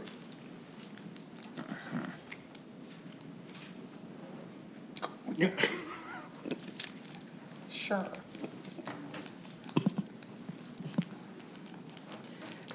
Let me see. Okay. So this first slide is just a summary of all of the requests within the model. So the model is made up of 3 components. If you are submitting something, you're just asking for something from the county. And then this is really sort of the fund accounting element of it and how we model it financially. So within the county CIP, there's 57 projects listed, and that's that schedule that Bobby pointed out to page 1 of this. And included in that are the 19 projects, including the 3 new surprises. And those are indicated with the Y in the new column. So those total 104.6 million. And then we have 2.8 million in this financed section, which is 19 requests for vehicles and equipment. And then there are 37 requests that are capital outlay, and those are all basically grouped because they're less than 50,000 each. So of the total 108.2 million, there's 18 million or 19 new requests since this was reviewed at the last fiscal year. So this slide is just showing you the distribution of that allocation. And as one of the, mechanically the way this works is that capital outlay section, that vehicles that are financed in the PAYGO, you're approving for the one fiscal year. And so as Bobby mentioned, there was $1.5 million allocated to Parks and Rec, and this slide is showing you the 1.1. And that's because there's 429,000 that's going to happen in future fiscal years that are in the model but not in the approval vote. This next pie chart is really just the same information, just at one level up, just so that you, and it makes sense that EMS and Public Works are our largest sections, in that we have those construction projects in the model. This is just showing you the funding sources. So this is, of that 108 million, how do we intend to pay for it? And PAYGO is us paying directly, so that's the 8.9 million. The limited obligation bonds, those are the debt like that we just issued this last week. That's the majority of it. I got to look up there because I'm blind. This is a very small. But that's the large section of the pie chart. And then we also have short-term debt. And we've indicated this other source section, which is primarily the Rodanthe EMS, because we, as the model is presented now, we're funding that from reserves. So this is the timing of debt issuance. We expect one more issuance in the current calendar year, and that's for the Public Works Department and the Sheriff's Building.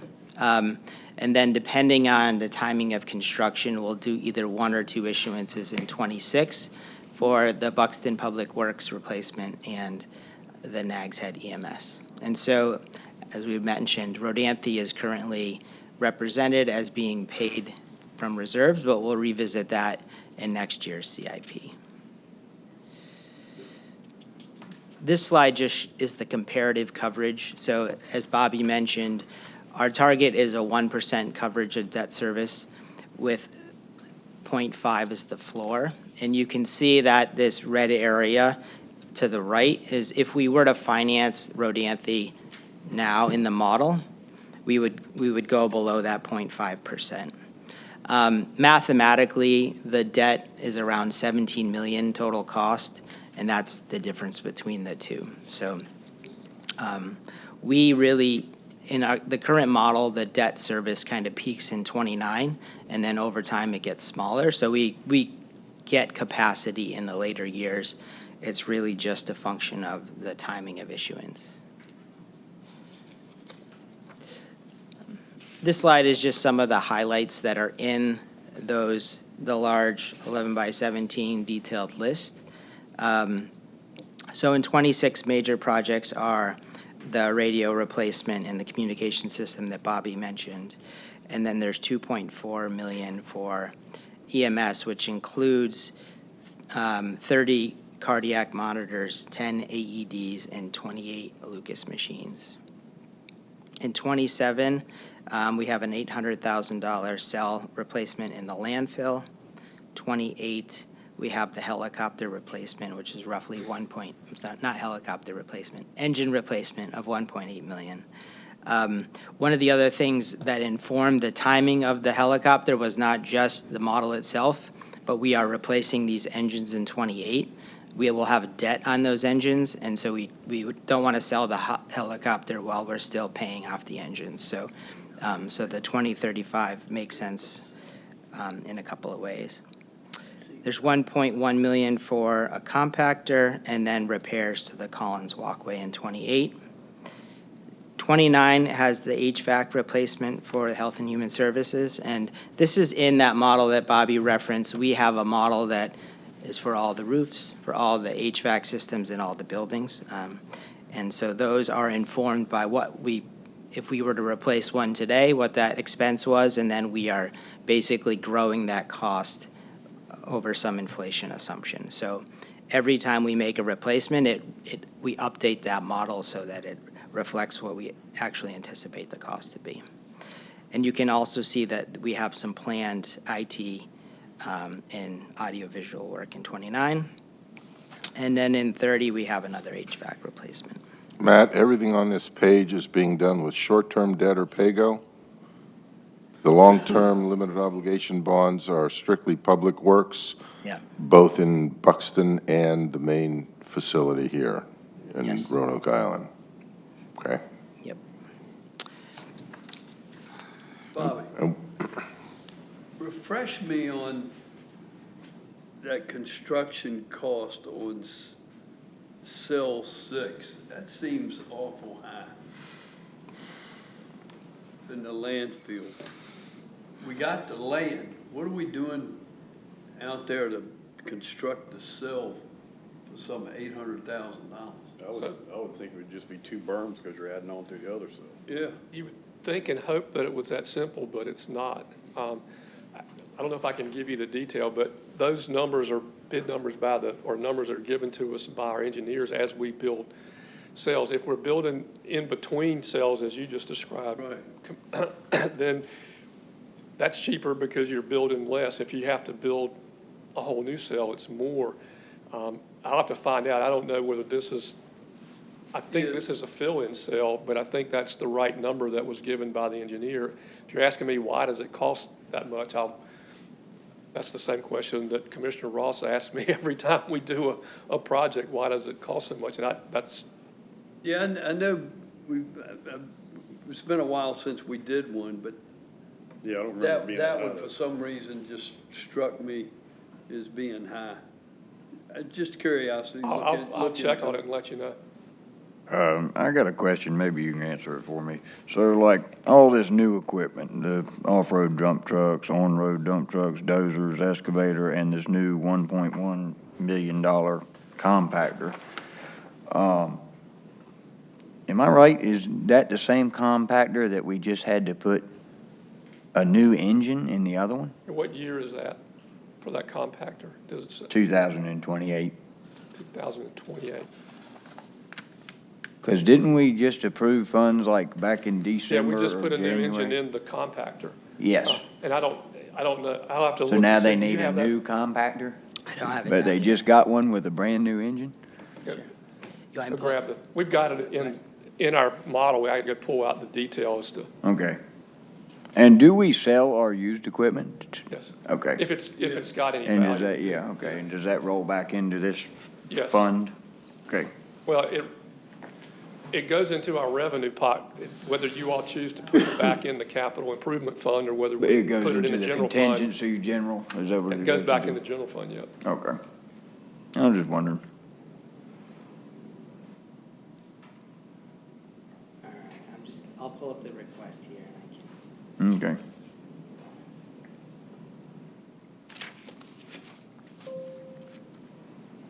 I'm just wondering, because why did we put a brand-new motor in one if we were just gonna get a new one anyway? That's seems counterproductive. I wasn't here for the engine. No, I know you weren't.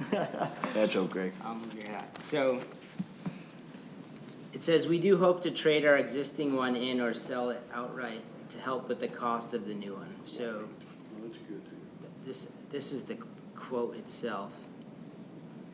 There's not a lot of detail beyond what Bobby just said. Let's see. But Commissioner Creep, if we find when we get, say, to next year, so that's in 2028. So it'll come up twice more before we do it because we'll do the 27 next year and then we'll do the 28 capital plan the following year. If we find that the new engine has extended the life past what we thought was going to be the replacement trade-in, then we don't have to do that in that year, and we can push it out yet further depending on how much time that new engine gives us to continue that. But as you know where I'm coming from, though. We just put a new Yeah, right. engine in But- something, and now they want a new one. And commissioners, that new engine we put in that piece of equipment wasn't that old. No. It was only a couple of 3 years old. Yeah. So valid point. Yeah, that's sure. And we also don't know, what are the wear and tear on those steel things. There's a lot of other components to that. I'm sure everything there needs upkeep. And I'll tell you, there's some computer issues that changed. There's lots of things that change. But again, we get 2 more times to revisit that. Yeah, we got plenty of time. And we got I was time to just fix it bringing if we need attention to. that one particular thing I saw. Yeah, and I'm brand new, so as I get into this, we'll have a model he for didn't even that. know about the engine. That I'll be able to. Just so you know, as Matt just pulled his computer out, each one of these items that were requested, there's a justification that's in our computer program that's written out that we look at. We already weed out stuff that say, come on, do we really, we pull that kind of stuff out, never gets to y'all, but what's here are the things that, when Dave and I vet them are the things that the justifications seem to make sense. Speaking of that, have we got that engine in and has it been replaced? You asked me that how long ago? Just last month. The answer is it has not as of last month, and I haven't checked since then. How long does it take to get an engine? Well, it takes 3 years to get an ambulance. So I know. It's unreal. Well, what are we gonna get done first? We gonna get the new one, or are we gonna get the new engine done first? That's a good point.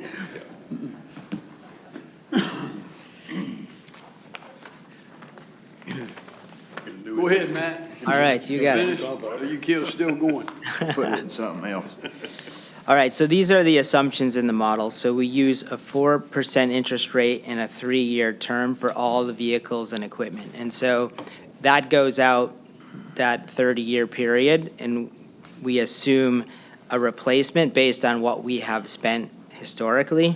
But to your point, we're not going to buy a vehicle unless we need to replace a vehicle. The helicopter engine is a 4% interest at 5 years, and then we are using 4.25% interest for 25 calendar year 25 issuances and 4.5 for 26. So I'll just slight tangent and give you an update, which I'll bring a full summary to the next meeting because our issuance that we did last week will close at the end of July. So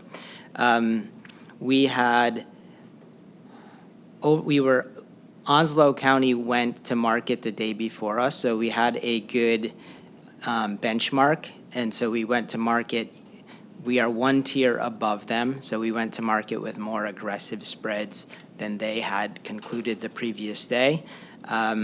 And we were 6.2 times oversubscribed, which means every dollar we had to lend, we could have lent 6.2. So that allowed us to go back and negotiate down our cost. So we're really most interested in the total interest cost. And so ours landed at 4.183%, which was roughly $200,000 less than what was in the model. So it was a very successful issuance. Credit to the county for their rating, but also their reputation. So, And as you look at his things, and you can see we've assumed 25-year bonds at 4.25 and 26 at 4.5, and we just did them at 4. So yeah, there's some conservative in our 4.18 or 4? 4.1. Yeah, 4. Sorry, yeah, I thought that's what you said, yeah. Yeah. So the 4.5 assumes that we'll continue to see some inflationary pressure on the economy and interest rates would rise. Right, which a lot of economists would make the argument in the contrary. So I think it's very conservative. We ignored those guys. Yeah. Did we ignore those guys, Matt? Yeah, we did. I would say I'm kidding with we you, are buddy. conservative until I'm we teasing know. with you. We could've. Plan for high and be low, then plan for low and be high. Yes, Bobby, always plan for the high water. All right, and the helicopter replacement is assumed to be a 10-year issuance at 4%. So from a revenue standpoint, we're inflating our land transfer tax 2% annually, but our general fund transfer into this model is a flat 9.825 million in all years. So, and there's not a lot in the way of residual value assumption, which went to the question of trade-ins. So we're not assuming trade-ins in this model, so that's another area of conservatism. One thing that I'd like, that 9.825 that we put into the fund every year, traditionally that had been like 10.8, and a few years ago we pulled $1 million out, and I forgot what we did with it, but we needed to do something, and we did, and the model worked, and so we didn't worry about it. But just so you know, that's traditionally lower number of cash we're putting in it than we had historically put in it. And so there's, again, some room there too if we needed to down the road.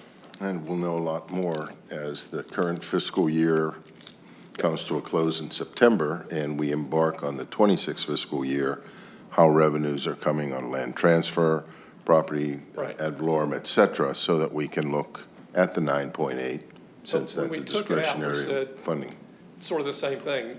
We look at this every year, and if we need to, we'll put it back in. And That's so right. we used it when we needed it, and understanding that there may come a time we got to put it back. So right.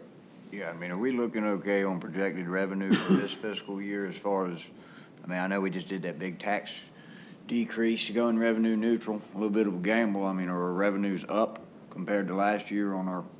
well, on the revenue neutral, we won't know because the tax bills won't go out till August, and so, and then they don't start, they're not past due till January. So we won't know the revenue numbers until after the first of the year from the taxing themselves. Yeah, I'm talking When about you our look at- sales tax revenues. Well, the projections. last thing I saw, and Matt may have seen something, the sales tax numbers actually were up. Okay, that's and what I they was- look good. Good. Occupancy tax numbers, we're 30 to 90 or 60 to 90 days behind. So I don't know what's happened since April or so in occupancy tax to give you a projection. You may have something more current. I don't. I don't know. I have the same as you. So. Hopefully it's good. But I think overall for the year, we're good. There was one low month early in the year, which Dave's theory might have been So more of a reporting. To let you know how we do it, I have a computer program, it's called a dashboard on my computer. And I can push a button and the whole budget comes up. And if we're at, say we're at 10% of the year gone by, there's a percentage line there. And I would expect that roughly 10% of the revenue and roughly 10% of the dollars have been spent. Now, timing's everything because we don't get the revenue from the ad valorem tax until later in the year. We don't know about the occupancy tax till 60 to 90 days later. So you really can't do this on the revenue side, but on the expenditure side, if someone if we're 10% into the year and someone spent 15% of their money, it highlights in red, and I can then go to that department and say, you're spending it faster than, it's anticipated what's going on, and say, oh, well, it was a timing thing. We bought a truck, and that was a big number, and it only happens 1 month or whatever. But the idea being to keep an eye on our cash flows to make sure that the departments are running the way the budget did, that the revenues are meeting, the expenditures, and I can look at that daily, weekly, monthly, however, and Matt looks at it probably more often than that. But so we can keep up with those kind of things. And I'll go back to 2007. When it started looking like they weren't balancing is when we said, stop, we got to stop spending money. So don't buy anything new, no more traveling, all the things that we can easily stop spending money until we see how these things level out. We sort of get a predictor of that, and we can make those changes. So if the economy was to change significantly to hurt us going forward, then we monitor that so that we can say, okay, we got to stop spending. Our goal would be not to cut services, but to just stop discretionary spending and keep our services going, which is how we did it in 2007 and 8 and 9. Bobby, in April's reporting from the Tourist Bureau, they had meals and occupancy seemed to be up. Yeah, that's what I saw as well. That's what I was wanting to know, I mean, if we can project better revenue from occupancy and sales, then. And if I'm not mistaken too, I believe land transfer tax is up this year over last year, which all that goes directly into the CIP. Well, and I guess one other thing to know is when you hear up and down now, you're looking at up and from the tourism board or from wherever else in the outside sources, you're looking at up and down versus last year. And we have tried hard to pull the COVID years out because the last 3 or 4 years have been extraordinary years. If you look back at 19 and you use that as your base and you start looking forward, then our growth has been at about that 2 or 3% that you would normally see when you don't have that, and that's about where we are now. So there's some comfort that we're kind of doing as we historically do if you yank COVID out of the numbers. Yeah, because I know last year we were down because I think last year was the first year we really had the drop off from Well, you have to be down from what you had at the peak. I know, I'm just saying. So I'm glad to hear that, like last year being a baseline similar to 2019, I'm glad to hear that we're on the way up. Because you know me, next tax season, I'm going to be fighting like the third monkey trying to get on the boat to keep the taxes low. What taxes are you going to keep low next time? Or ad valorem tax, hopefully. I hope we can stay at a revenue neutral rate, Yeah, similar to what we I don't just see did. any reason not to. Okay, well, I mean, I've heard that we weren't going to be able to in 2 years, but not one next year. Okay, so the last two slides are just showing that coverage. So again, that is the fund balance of the capital investment fund relative to our debt service with a target of 1 and a floor of 0.5. So, and with the shift that we presented in moving Rodanthe out, we stay above that, that floor.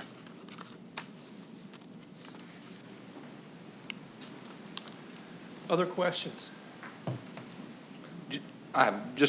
So like when we're looking at these things, and it's something that was explained to me one time before, and I just like to make sure that it's very clear for anybody watching or anybody in the audience, is, when we have certain things earmarked for like 2028, Department of Health and Human Services, chillers. Well, obviously, if we get to 2027, 2028, and it's still working beautifully, we're going to continue to let it work beautifully. We're not just going to get rid of things that are working sometimes. We could push that back a year or 2 years and address it at a future date. Or is that something you guys do plan on? Because some people do it differently, so I would want to tell you, yeah. and I would think whether it has to be that actual year or not, Yeah. we generally replace those before they End of life. Before they break, at the end of their useful life, because what we don't want is what happened over here a few years ago where it went down in July before the useful life was over, and we were shut down for over a month with fans in the courthouse and all that because the chiller had to be replaced ahead of schedule. And so we've got it on a schedule. We would likely keep it on the useful life schedule unless something happened that required it to be replaced earlier like it did over there. We typically wouldn't, I mean, you all, if we were in the capital plan and it made a difference, we could do something that we really needed to do. If we moved that chiller replacement out a year, we'd bring in the chiller people and say, what happens if we move it out a year? And if we could do that. But that does provide flexibility if needed, yeah. But we would try to do it on schedule just to avoid those surprises like we had over there. Okay. Other questions? All right, if there are none, then this is the one thing. This is the capital improvement plan that we're asking you all to approve. Again, it comes back to you again. So what we do, we'll do the things that are in the 26 lines because you will have approved it. Come back to you next year planning to do the 27 lines, but you have the opportunity to change it if you chose to. So. Super, thank you. Appreciate it. Make a motion to approve. Okay, we have a motion on the floor to approve by the vice chair. Is there a second? I'll second.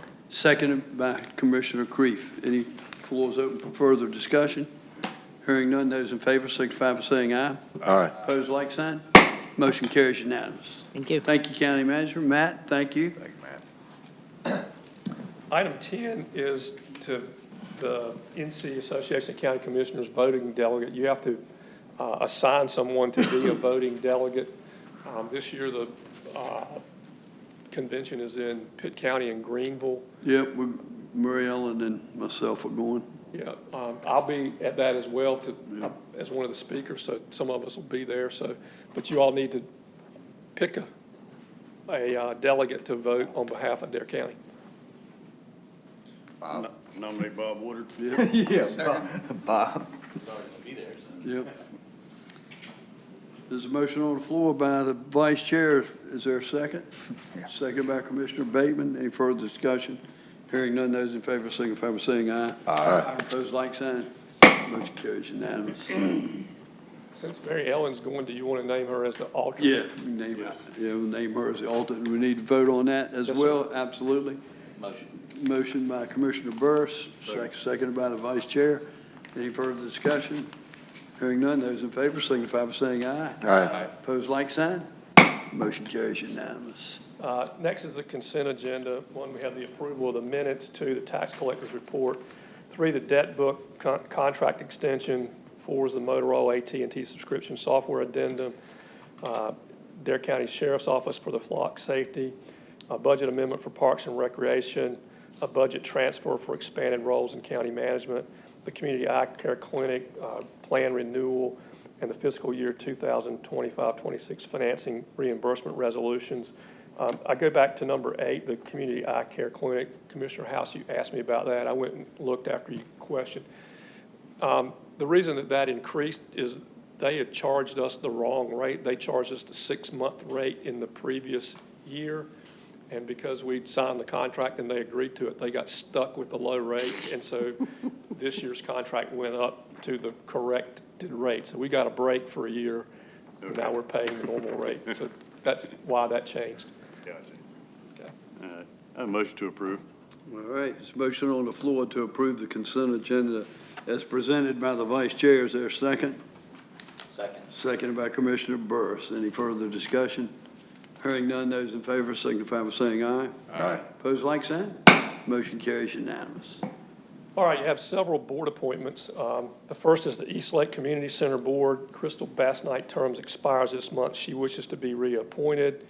The chair has contacted us regarding 3 remaining vacancies, and they say that they've got efforts underway to identify candidates to apply.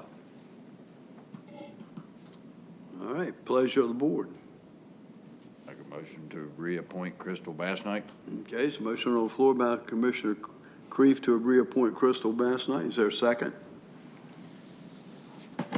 Second. Seconded by the Vice Chair and Commissioner Bateman. Further discussion?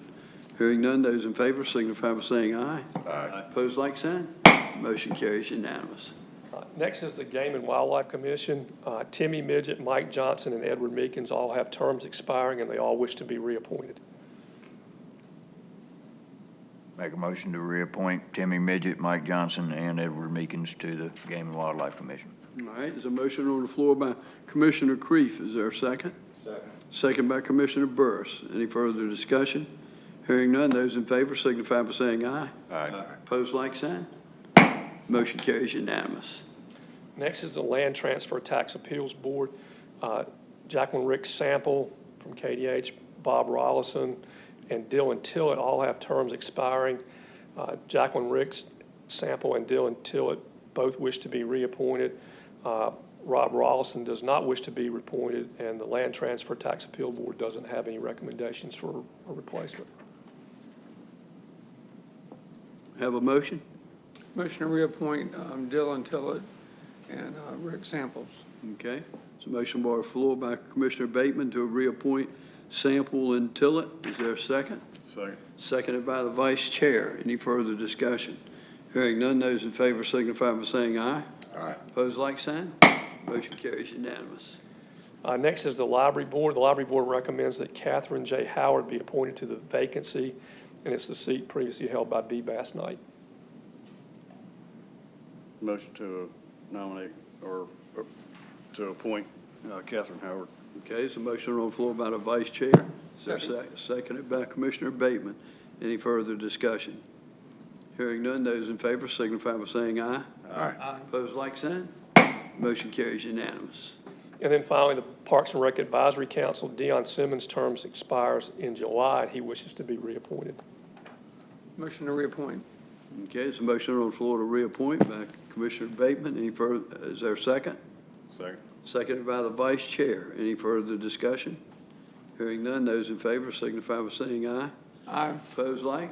Motion carries unanimous. And then your upcoming board and committee appointments. In August, the ABC Board has one term, the Jury Commission has one term, the Parks and Recreation Advisory Board has one term, the Stumpy Point Community Center Board has 4 terms, and the Virginia Tillett Community Center Advisory Board has 4 terms. In September, the Health and Human Services Board has 5 terms, and the Juvenile Crime and Prevention Council has 1 term. And then in October, the Pheasant Center Advisory Council has 2 terms, and then the Juvenile Crime Prevention Council has 2 terms. And that would be your agenda, Mr. Chairman. Thank you, County Manager. That brings us to item 13 on the agenda. Commissioner business and manager's business. Do you have anything else for us today, County Manager? Yes, sir. First of all, Hyde County has asked us for assistance in 2 areas. They've asked us to allow our fire marshal to do some fire inspections. They don't have anybody qualified to do that. And second, they've asked that we allow our building inspector to do some level 3 inspections for a new school. They don't have anybody qualified to do that either. I've talked with our staff and the people involved. They're willing to do it. I've talked to the department heads and said, I'm willing to agree to let them do it as long as it doesn't slow down or mess up or do things that impede our ability to do the things we're doing here, and that we have to schedule, they would have to schedule around our schedule and meet times that our folks are available to do that. They've told me that they can make that work and are willing to help Hyde County out. With that said, we need to do some type of an MOU with them, and I need your authority to enter into an MOU to provide those services. We've done that before with them. What that MOU says is that they have to reimburse us for our costs as we go forward. They have to indemnify us for the liabilities. You know, we don't do any of the enforcement, any of that stuff. We just go over there and do the inspections, and they pay us what it costs us to go over there and do it. And so it's a pretty standard MOU, and we've done it before, but I need authority to do that for those 2 purposes. Make a motion for the county manager to initiate the MOU. Second. There's a motion on the floor by the Vice Chair. It's been seconded by Commissioner Bateman. Any further discussion? Is that Wasn't that one of the departments our assistant county manager was going to oversee as well? Yes, So he can keep an eye on that and work with Noah, right? absolutely. Well, I say that. Yeah, with Noah for the building inspector, correct. Gotcha. Yep. Okay. All right. Any other further comments? Those in favor of the motion signify by saying aye. Aye. Opposed, like sign. Motion carries unanimous. Next is, several meetings ago, we had a presentation about the EMS study and the transport issues and all that, and we talked about there being two things going on with EMS. One was some, I'll call them communication issues between our staff and the emergency room staff that were causing some problems. Over time, we've worked through those. We've met with their staff and our staff a number of times. I've met with the management folks over there a number of times, and as of last week, from the last meeting, I'm told that those problems have all been worked out except for the problems that are just sort of the nature of the beast. There's certain things that are just going to happen and you can't do anything about them. And so other than those kind of problems, we think we've worked through that. The second thing that was an issue, and we talked about at some length, was with you all and have been talking forward, was some financial things about the cost of transports and the burden it's placed on our system. As we've talked about before, the mission of EMS is to do 911 transports. I mean, that's what they're there for. That's why we have them. That's why we spend all that money doing them. Transports are things that we do.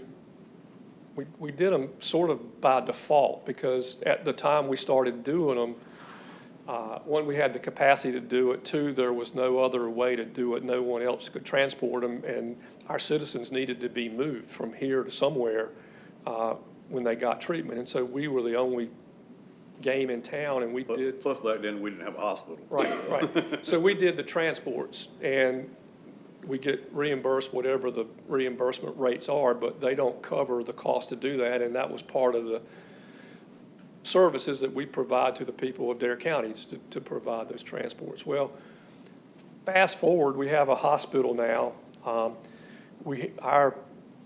Their growth in the number of transport they need has grown dramatically over time.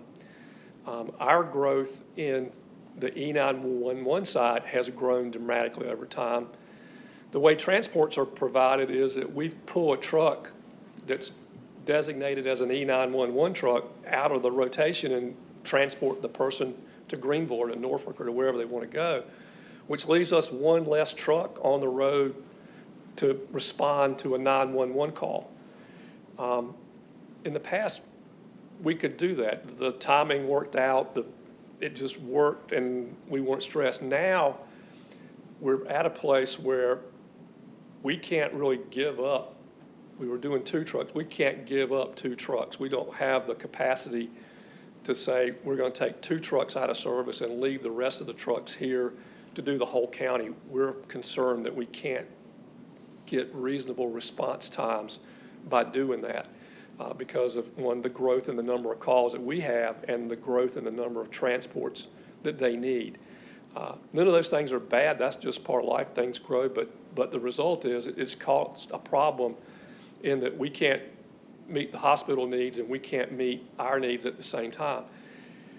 So the question becomes, how do we fix that? Well, the idea is you got to have some more resources dedicated to transports. And so that leads to the next question, who pays for those resources? Transportation is the responsibility of the hospital, not to Dare County. We already spend a lot of money on EMS and a lot of money on ES transports. And from my perspective, at least, we didn't want to add additional money to transports. And so we've been working with the hospital for them and us to come up with a plan where they would provide the resources to help offset the cost of those transports, with the idea being that they would buy 1 truck and all that goes with that in terms of people and equipment and all that. And that would be dedicated to doing transports anytime, day or not. When they needed it, that truck was there. We didn't have to pull one out of service. We didn't impair our ability to make our 911 responses, and that truck was there, and that would solve some of their problems. We're also talking about providing what we'll call a surge truck, so that we have one of our trucks that is a 911 truck, that if they had a surge and that truck was gone and there was some critical need to move somebody, we could then pull one truck out of our rotation to do that. That cuts in half the number of trucks we'd normally cut out, because we were in the past cutting out 2. So now they're paying for one and we're paying for one, and we've sort of shared the burden. The idea being, do that for a year or more and see how that works. And if taking that other truck out of the rotation, the surge truck, as I'll call it, creates problems for us, or if we don't have enough capacity to do what the hospital needs to get their people moved, then we revisit it with the hospital when they look at bringing in a second truck. There's a cost associated with all that for the hospital. We've been through the numbers with them.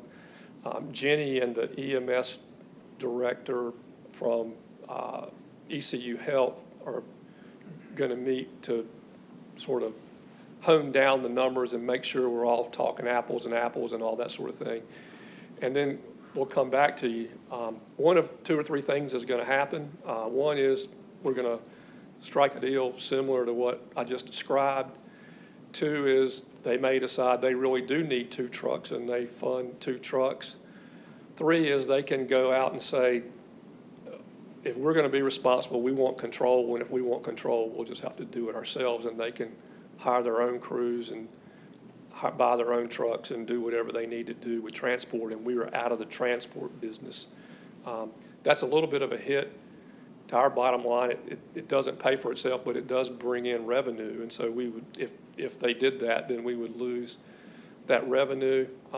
In my conversations with them, I don't think that's where that's going, because I don't think they can do it as cheaply as we can do it. You know, where are they going to put them? Where are they going to park them? How are they going to do that? And we already know that they can't hire it out, so it's not like you could contract with White Oak or one of those companies to do it. So those discussions are ongoing, but they're nearing the end. I just wanted you all in the loop to know that it was happening. I didn't want you to hear anything on the street about what was going on. I don't know which direction it's going, but I think we're going to work out something that makes financial sense to them and to us. And when we do, I will bring that back to you to review. But we hadn't updated in a while. We've had a bunch of meetings with the hospital, and I really didn't want to be out there on my own, just negotiate the deal you didn't know anything about. So I share that with you, and if you have questions, I'm glad to answer them. No question, Bobby, just some comments. We've been dealing with this for over a year or more, and it's time to get some answers from the hospital one way or the other. And I can't emphasize enough the importance if Jenny's working with them to do this sooner rather than later. We've been talking about this for months. I'm not so sure. I'm not confident. At least I haven't had any contact with any of the local board members, but I'm not so sure how many of the local board members are even aware of this problem. And in all due respect to Ronnie, Ronnie's getting ready to retire, and we need some answers one way or another. And this can't keep dragging on and on and on. I need you to. This is coming from me. I don't know how the rest of the board feels, but I dealt with this over a year ago. We sat down with Ronnie. You've sat down. Sheila sat down multiple times. We need some answers, and we need them now. And and I've heard this before. We're close. Well, we ain't close. We need some answers. And I just appeal to you to stress the importance of finding an answer now, rather than keep coming back to us and saying we're close or and you're hearing that from them, but I'm not seeing any progress, and we need progress and we need answers. So one thing that I agree with you, that it has taken a long time, and one thing I will tell you is that on the Wednesday of last week when we met, the EMS director from Greenville, he got it. That's the first thing. He understood it, he did it. And so that's a good thing from our perspective, because that furthers that conversation. In line with what you said, as I told them we needed to do something, and we need, I said, can you and Jenny meet this week, being this week or next, and resolve whatever you got to resolve, so that we can then have a meeting a week or so later to try to bring some finality to this. We pulled calendars out. It looks like the first week of August is when Ronnie and I and Jenny and their director is going to meet again. Hopefully then we'll be at a place where we can hone out that meeting. The money that we say it's going to cost for them to do it, Ronnie has put in his budget. They do their budget on a fiscal year that begins in October. And so he thinks that they're going to approve those funds in that budget, where he'll be able to fund whatever we do and work out the final details of that plan. So I think I keep saying we're close, and you keep saying that, Bobby, but at least the ball is rolling. The ball is rolling, and again, we're not driving the time. We're not driving the ship. All we can do is say, hey, I mean, unless we're prepared just to say we're out, and I don't think we're there yet. So, well, I want you to be a little more stronger in your language to them that. I'll express to them the concern of our board to move this quicker. Right. Okay. Because it's dragged on way too long. Yeah, it reminds me of the doctors that had to pull out of Manio, this whole situation of how long it's taken and the answers that were not forthcoming from Biden. Well, and I'm hoping this is a better situation. I think that it is.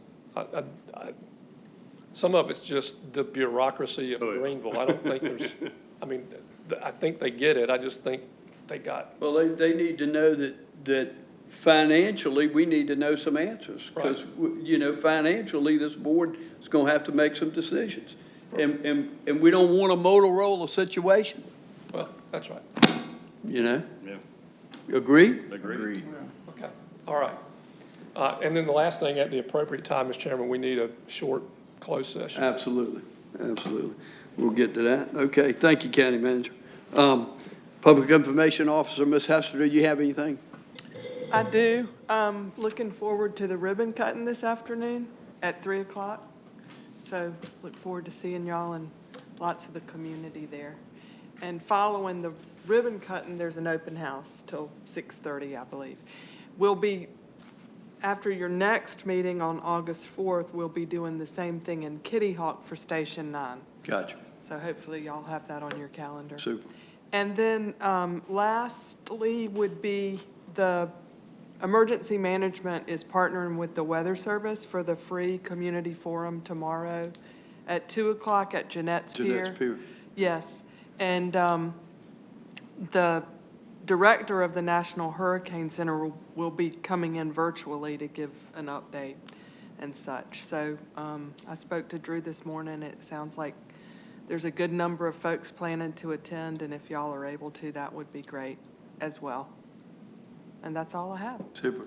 I want to thank Dorothy. Dorothy's been, and Skylar both have been very diligent with me on this, working with me on this, trying to establish this coastal counties fishing coalition, as well as Mary Helen. Mary Helen Murphy has been very, very helpful with giving me some information. I am working right now. I've done a lot of research the last week on forming coalitions, collecting a lot of data. I will have a pretty thorough agenda from a mission statement, chair, vice chair, what do we want to, where we want to go with this, fight for this. I have had some feedback, Dorothy has had some feedback from one of the commissioners that, well, if we form this, we need to include other issues facing coastal counties. Right now, at this point, I would prefer not to do that. I'm wanting to form this coalition specifically for our commercial fishermen to fight for our commercial fishing industries down low. If we've had some success, then we can certainly look into that and include other items. But right now, I think the importance is focusing on our commercial fishing industry. Yes, laser focus. I've reached out to our consultants. They're going to give me some preliminary cost to for them if we were to hire them as a lobbyist as well in Raleigh. Yeah. So when you spread that out with 18 counties, 19 counties, we get all of those. It's going to be minuscule cost to that coalition to help hire lobbyists. So I got a lot of data I'm putting in. I'll share that with you before the meeting. And if you have any thoughts between now and that, please feel free to share them with me. But I've done a lot of research on coalitions and potential caucuses too, Commissioner Ross, yep. Which was a very good comment that you had made. So we're moving forward. I'm not letting any grass grow under my feet on this issue. This is of the urgency. When they come back, when the legislature comes back in session in September, I want this coalition to be rocking and rolling and ready to fight whatever they throw at us. So I've moved very, very quickly on this, and once again, Dorothy's following up, Schuyler's following up. We'll get the rest of those counties to answer us hopefully this week. Like I said, we've already scheduled August the 5th. It's a Tuesday at 1 o'clock in Carteret to rock and roll, and we're gonna move fast. And if I have to call a meeting once a week or every 2 weeks between now and September, we're gonna have our act together come September when they go back into session. The feedback that Schuyler and I both sort of had from those we spoke with was that they were likely going to put it on their board's agenda. Right. To discuss it with their board, and then they'd be getting back with us. But I did get an email this morning from Carteret, and they are looking for meeting space. Yeah. So they are moving forward with the 5th. And we've already got several that's responded to us and already appointed somebody to serve on that coalition. So we'll talk about additional stakeholders on that coalition too. We certainly going to need some expertise from a Dewey Hemorrhoid or somebody like that, you know, but and Steve, your contacts and whatever from that standpoint, and we just got a multitude of things we need to cover at that coalition, and so that we can be really prepared come September. So like I say, if y'all have anything you want to share with me up front now, send me an email or call me or whatever, but we're not wasting any time. We're moving. So thank you, Dorothy. Matt, do you have anything else for us today? I do not. All right, appreciate it. Thank you so much for that CIP. That brings us to Commissioner's business. Commissioner Bateman, do you mind kicking it off today? I will. I want to give a big thank you to EMS. We had an incident at my restaurant. Individual had a heat-related event, and these guys showed up, and they were just as professional and courteous. It's amazing. When they were leaving, they had a guy out there directing the guy that was driving the truck, because I had some people in the parking lot, directing the guy how to get out of the parking lot. And he came over to me and he said, we do this is standard procedure to make sure that all vehicles are safe. But they were just so nice, and they were very caring, and explained to me exactly what was going on with the individual that was sick, and even gave me a prognosis. And unfortunately, everybody was okay. But anyway, I was blown away So all the kiddos we get on the emails, they're legit, y'all. I mean, these guys are for real, and they do a great job for us. The other thing, we've lost 2 icons this past week, really 3, you know, Bert Austin, but also we lost Julie Lee, who was the one of the owners of Black Pelican Restaurant. She's also a business partner of mine and some other ventures we have together.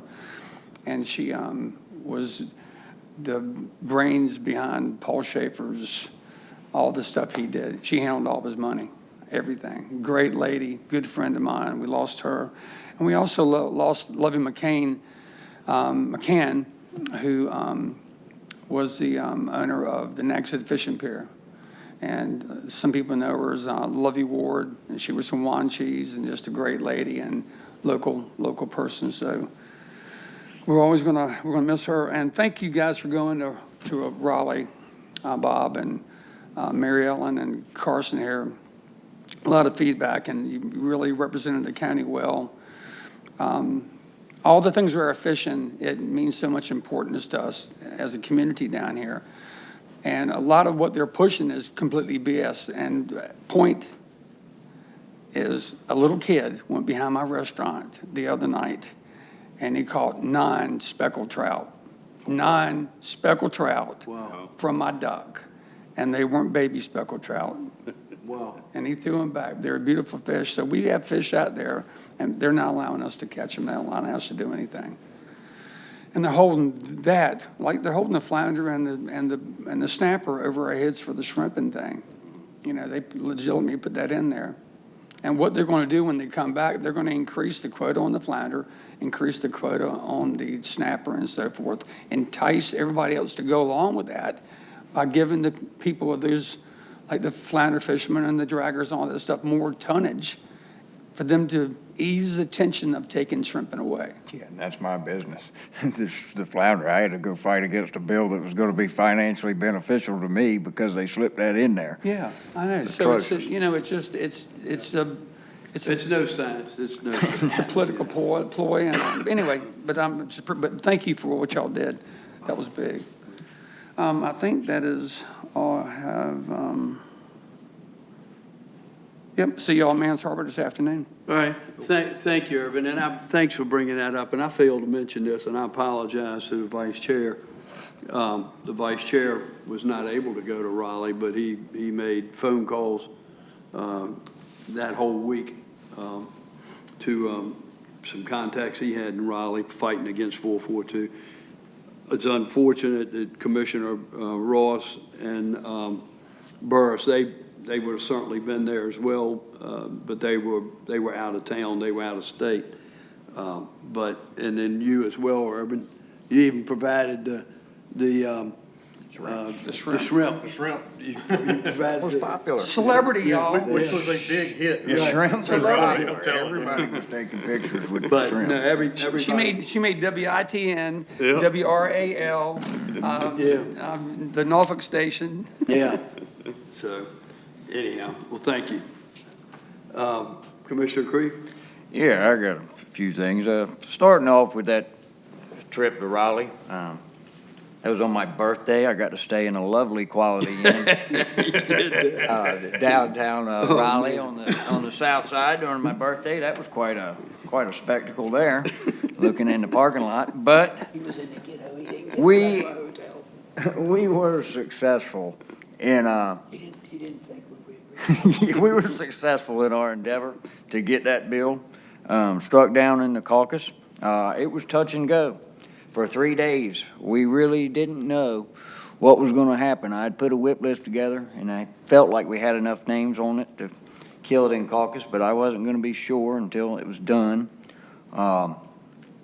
When they came out and they said that they had killed it in the caucus, that was quite an emotional event for not just myself, but everybody in there. I mean, we were all crying. It was very emotional, and it was a moment that I'll never forget for the rest of my life. And I just want to thank everybody who brought the trucks, who brought the shrimp, everybody in our commercial fishing community who really just bonded together, because there's only 300 shrimpers left in the state of North Carolina full time, and there was like close to 1,000 people there. So to see all of our commercial fishing community gather up together and really fight for our industry was incredible to watch. So I want to thank everybody involved from our fishing community. That was really special. Another thing is Mr. Woodard. So he has thanked everybody on this board who went to Raleigh and did what they did for our shrimpers. Well, I would like to personally thank him for everything he did during that entire process, from the emails, the phone calls, him going out there to Raleigh with me for 2 days. We went everywhere. Phew, if you'd have put a step counter on us, we'd have broke some records. Going back and forth between the two legislative buildings, upstairs, downstairs, got lost about 50 times. But he was incredible throughout that entire process, and I'm truly honored to have gone out there with you, Bob, and I'm so honored that you're our chairman and represent this county so well. Certainly everyone in my district thanks you extremely. I mean, these were people's lives. I mean, that's why they were crying, is because they were literally fighting for their lives. And you need to toot your own horn a little bit too, because you certainly deserve it. Another thing is the coalition. I prepared a statement for those who are thinking about the coalition, for our fellow county commissioners and representatives throughout the 19 counties we sent emails to. I said, I am very excited for this coalition of elected officials who are willing to combine their knowledge and resources to provide a responsible and constitutional future for our fishing industry. The deck is stacked against us, but I believe that the truth will one day prevail and our fishing communities will return to the prosperity that forged most of our district's economies. We will take up this struggle together in a structured approach and in due time provide change for our watermen, so that one day our children can take up their father's nets, following the line of his people back to the beginning. We must fight not only for our economy and our children's dreams of the sea, but for our fishermen who have no other options and refuse to give up. We must stand together for the liberation of the old. Ladies and gentlemen, we are not alone in this endeavor. The good people of North Carolina can be educated and understand the misconceptions and lies about our industry. Thank you all. May God bless us, and let's get to work. A few other events we got coming up is I'm one of the head guys putting together the back to school block party for Wanchese Assembly of God's putting on August 3rd, Sunday, August 3rd, a back-to-school block party. We give out backpacks and school supplies to underprivileged children. We have games, food. It's a big family event. It's a good deal, and I'm providing some gift cards and stuff for giveaways and everything. So it'll be a fun time for all the kids out there on Sunday 3rd at Wanchese Assembly of God in Wanchese. Another thing is, I'm sure y'all all saw it all over the news. My cousin's house blew up on Friday in Manio. Lightning had struck the house during that storm on Thursday, and it had a propane leak. And when Alan Beecham was in there trying to figure out what was going on, the entire house exploded, literally exploded. The blast was heard all over Manio, and Alan was severely injured in the accident, but he's doing okay, I hear. He's responsive, which is really a miracle. I mean, the man was standing directly beside the propane tank when it blew up. I mean, it blew up like a bomb, literally. Blew the entire house up. The house is gone. But I'm sure at a community level, we'll be putting together some events and stuff to help out Buddy and his family in this trying time. So just keep your prayers for them, and certainly for Alan, that he recovers well from his injuries, because that was a bad deal on Friday. Other than that, that's all I have for us today. Thank you, Commissioner Creef, and thank you for those kind words. I was a small part. No, you weren't. I would like if those comments about the coalition, if we can get those to Dorothy and to Schuyler, yeah, I'd like to share those with the other 19 counties. Okay. I really appreciate you doing that, and absolutely. So thank you for doing that. Commissioner Burris. Thank you, Chairman. I would like to echo the sentiments of Commissioner Creef. You know, a fantastic job. You guys going out there and fighting, the whole board being, you know, fully on board with whatever steps were necessary, you know, for us to take to help protect the industry. it means a lot to me because, you know, I'm born and raised in Wanchese all my life. Family's generational down there, and so many people I know that I love would have been negatively impacted and affected by that. So, you know, a lot of the folks, the feedback I'm getting is just how truly thankful they are that this entire board is you know, fighting on their behalf and will continue to do so. So I do really appreciate all the effort from you all. That was, it means a lot. It really does. It goes a long way with the folks. Outside of that, you know, we had our Dare Arts board meeting the other night, and I just want to remind people, you know, there's an opportunity to give for that, 50 years of $50 for 50 years. It's a fantastic display down there of talent. They do a lot for the arts here in Eastern North Carolina, and I'm excited to be a member of that board as well. And I'm always enamored with the talent that's on display every time I go up to the building and there's a new display there of folks' artwork. So that's something that I've really enjoyed. Another thing we had going, something that I've personally been a part of, is we have a OBX United travel basketball program for the youth. And we had a final tournament this season with up in Virginia Beach, where we went 5-0, the team I coach, and finished number 6 in Big Time Hoops national ranking for 14 and under teams. So, and that was a great achievement. Timmy Charity runs that program. It's a fantastic job he does for us here, you know, in Dare County. He works with the high school, and he's certainly an asset, and we're lucky to have him. That program with both the young men and young women has provided a lot of opportunity for them to travel, play in tournaments, and be seen. You know, hopefully we'll start seeing soon some of that filter into these young folks receiving college opportunities, you know, for their ability to play. Because we have a lot of talent here in Dare County, and it's on display in that program for sure. So I'm very excited to be a part of that. That's been a lot of fun. And then Spencer, I look forward to this weekend, the Friday. I'll try not to get in your way over there, but you know I'm a grill guy too, man. It's something about us, you know. We just gravitate towards the grill. We all get in each other's way, you know. You got to have one set of tongs and that's it. Everybody else back up and let the man work, you know. So I do look forward to that. That'll be a lot of fun this weekend. Yeah, that's all I have. Good deal. Thank you, Commissioner. Commissioner Ross.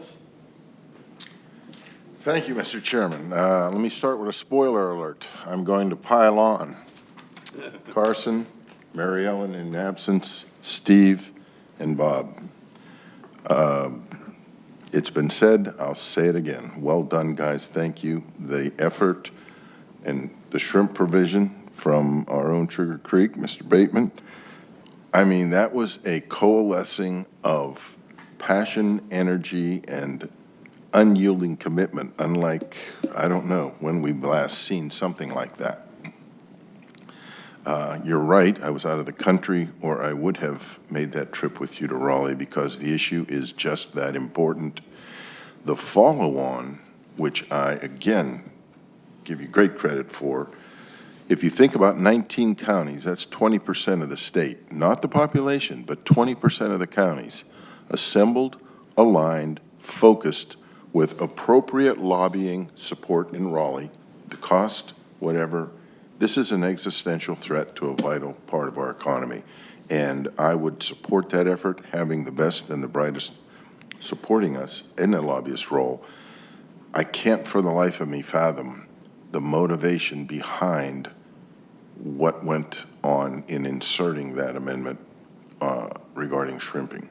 I truly cannot. When you look at the passion and the fundamental life or death struggle of these folks who have given generations to this, it makes no sense to me. So I, again, thank you. Boom, boom, boom. And Mary Ellen, had she been here, outstanding. And I look forward to that coalition of counties becoming a major political force that simply can't be ignored or brushed aside. Secondly, on July 4th, I had the privilege of starting I was the starter, didn't run, in the Killer Dunes at Jockey's Ridge, a big event that raises funds for Jockey's Ridge. You've heard me speak of Jockey's Ridge before, and, well, it was a very, very strong turnout. It's a little over 2 miles through the dunes in pretty hot, humid weather, so I was glad to start it and pass out the water after the runners returned. They were very impressive. Okay, so I'll get this. You jump in the water when it's cold for the polar stuff, but you won't run the dunes when it's hot. Steve, I'm lucky if I can run up a flight of stairs, let alone run the dunes. In my mind, I completed that race in record time. But, yeah. That's got to be pretty brutal, too. It is brutal. No, it is. Bob, These that's the guys. toughest race I've ever run, ever. I'm sure. It's terrible. It Yeah, hurts. yeah, it Hurts does. from the time you start until the time you finish. It's all And sand. It's brutal. 2 miles in those dunes is brutal. July the 9th, we had a great groundbreaking for Dare County Early College over on the campus of College of the Albemarle, and that was a well-attended event. Bob, great remarks again as usual, and we're very excited to get that going. And finally, this afternoon, Dorothy, you touched on it, Mans Harbor, 3 o'clock, the ribbon cutting. And again, I just want to revisit for a second. It wasn't that long ago, I attended a town hall meeting in Wanchese, and some pretty tough things were spoken and directed at this guy. And notwithstanding any of that, he put enormous energy, passion, and leadership into this House Bill 442 stoppage. And I'm looking at my 2 colleagues from that district. I think that stands a testament to the words you spoke, Carson. So, well done, Mr. Chairman. That's all I have. It's kind of you to say that. Thank you. Vice Chairman, you got comments? Thank you, Mr. Chairman. 442 was horrendous. It started out as being a good bill and having good faith in behind it. When it got to the Senate, it got hijacked. A lot of effort went into it. Unfortunately, I could not go to Raleigh with my colleagues. I had another issue dealing with Dare County that I'll get into in just a minute. And even though I couldn't be there, I made numerous phone calls to not only a few of our senators before it got, even before the Senate voted on it, but couldn't get to too many of them, and really couldn't really talk to them enough to get them to switch out their vote. And I was made aware of that it came from very senior management of the Senate, and they were being hard pressed to vote. When it came back to the House, I made several phone calls to a lot of the House representatives, mainly on the western part of the state, because I know our East Coast guys were well aware of what the situation was. I wanted to make sure that the central and western part of the state understood it. One of the representatives I talked to didn't fully understand what it was about. And so I tried to break it to them, because in their particular county, or his particular area, apples are a big thing. So I said, how would you like it if the Senate came down and said, you can only grow green apples. You can't grow red apples, or you can't pick red apples, but for 2 weeks out of a year, and that's in the spring. He said, well, there's no red apples during the spring. I said, exactly. Those are the rules that our commercial fishermen are dealing with. That's great context, Steve. And, that's a great analogy. He got it then, and he started actually calling other House representatives too, and trying to explain to them as well. He became an alliance for us. Not only did we have our lobbyist group fighting for it, I contacted 2 other lobbyists that I knew that are in Raleigh. I said, look, I can't afford to pay you anything. I can't enter in a contract with you. I said, but if you can help us out, please do. Both of them said, I'll be more than happy to. It's the biggest state in North Carolina for our shrimpers. As far as the coalition is concerned, Mr. Woodard, thank you for spearheading this up and getting this up. Mr. Woodard and I have had a few conversations on it. Dewey Hemmerite is on board with giving us information. Also on the Dare County Working Watermen's Commission, I have Mr. Sean Darcy, who is he's a paramedic with Dare County EMS. In a previous life, he was he has a master's degree in marine biology and used to work for the Division of Marine Fisheries. He actually reached out to me about the same time I was going to reach out to him. He said, what can I do to help? And I said, we need information. We need basic information, true information, and things that can actually be scientifically identified as false in a narrative. And I gave him the CCA's narrative of what's going on, and also gave him the narrative that what I've been told is what the state senators were told. I said, I need you to verify this information to make sure it's true and accurate, and to provide feedback, and he's working on that right now for us. Also, along with that, he's going to actually provide us as far as what the Division of Marine Fisheries has on the economic impact of shrimping in North Carolina, and that's not just for the 300 shrimpers. That's for the food processing, the transportation, the whole process from the shrimp getting caught in the net till the time it ends up on in Irvin's restaurant and on a table for one of his customers. So we're going to get that information. He's working on it pretty hard and heavy. I told him we probably need it for this meeting in August, and he's assured me he can probably get that done. And this takes a great deal of work, and I want to thank him beforehand. And I have thanked him several times when I was asking him to do this. And because I know this is a great deal of work to compile in a short period of time, and I can't reach out enough to say thanks enough to him for doing this. The reason why I was not be able to go to Raleigh, I was fighting another battle for Dare County with another agency that, same thing, you want to beat your head against a brick wall about sometimes, and that's the U.S. Army Corps of Engineers. Why common sense cannot override bureaucracy is beyond my mental capacity. We have a situation at Oregon Inlet where I know most people are familiar with the Katy Cut that comes down through on the west side of the bridge, and then it cuts through the bridge to get to the west side and out to the ocean. We have a shoal that keeps migrating north. And so the Army Corps keeps moving our dredge box because the technical provisions for Oregon Inlet is to follow deep water.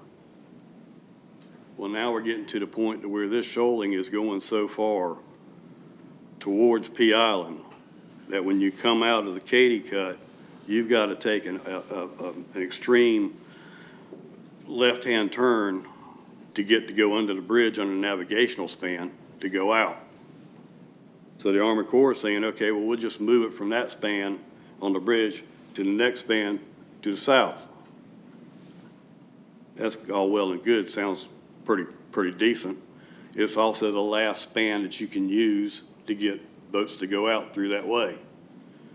The only thing is, right on the other side of that, on the other side of the bridge as you're going out, on the west side of the bridge, there is a huge shoal that's permanently there because of the growing.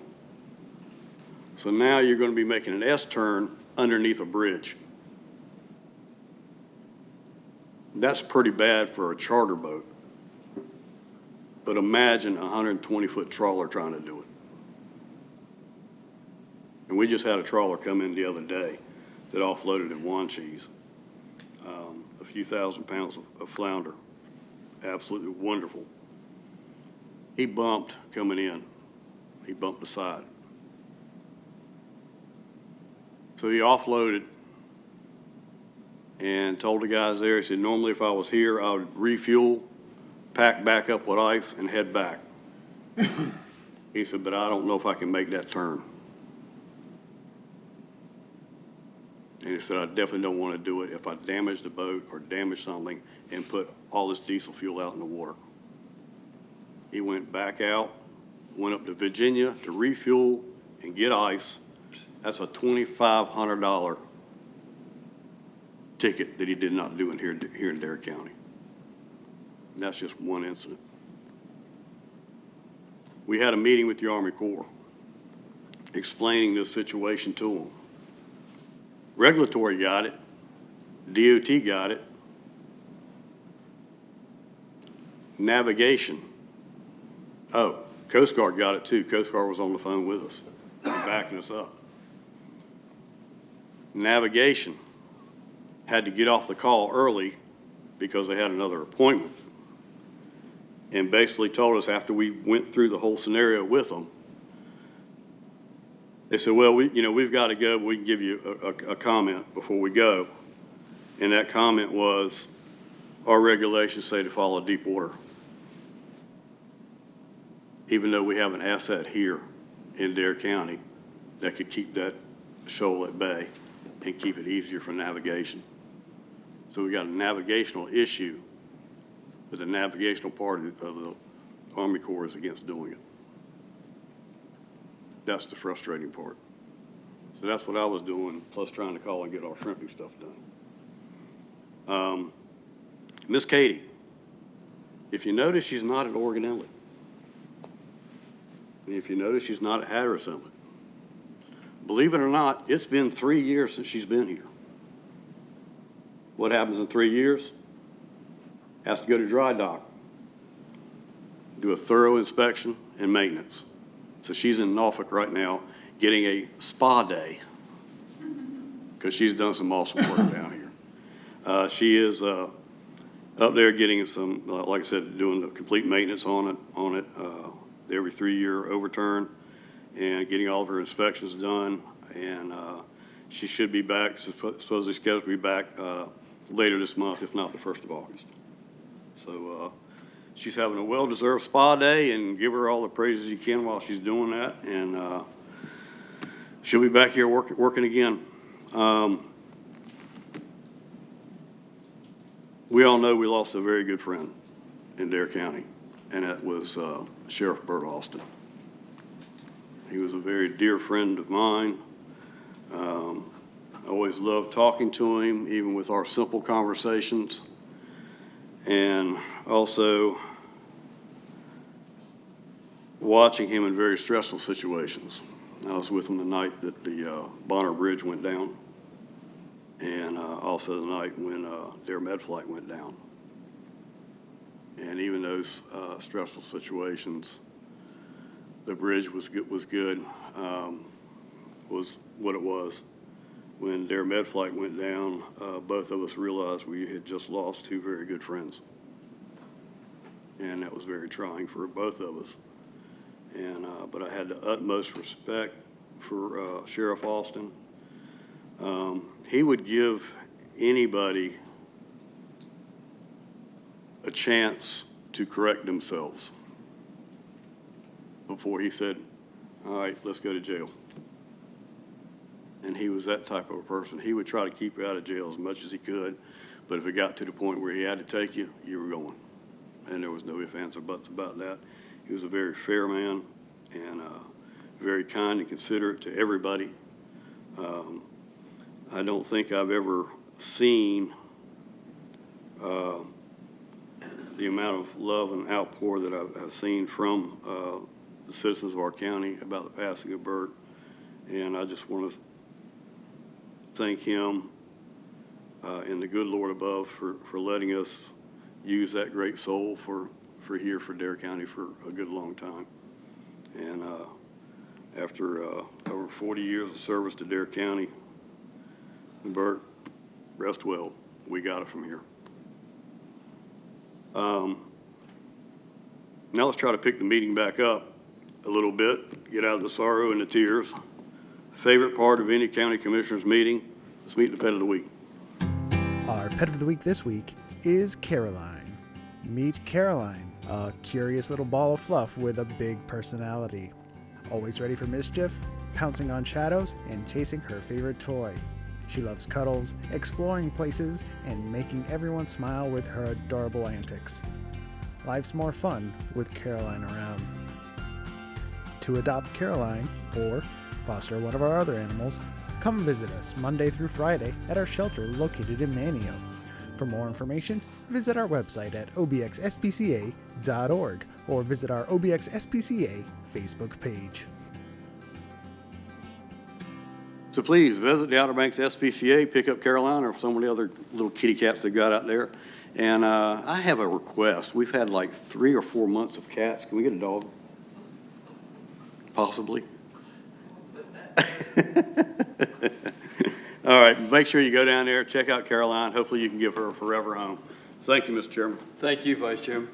Vice Chairman, is this something Congressman Murphy can help us with this deep water issue with the Corps, or is this dead, or are we trying to push this? Or No, it's not dead. We're still trying to fight it. We're trying to solve it without getting congressional help.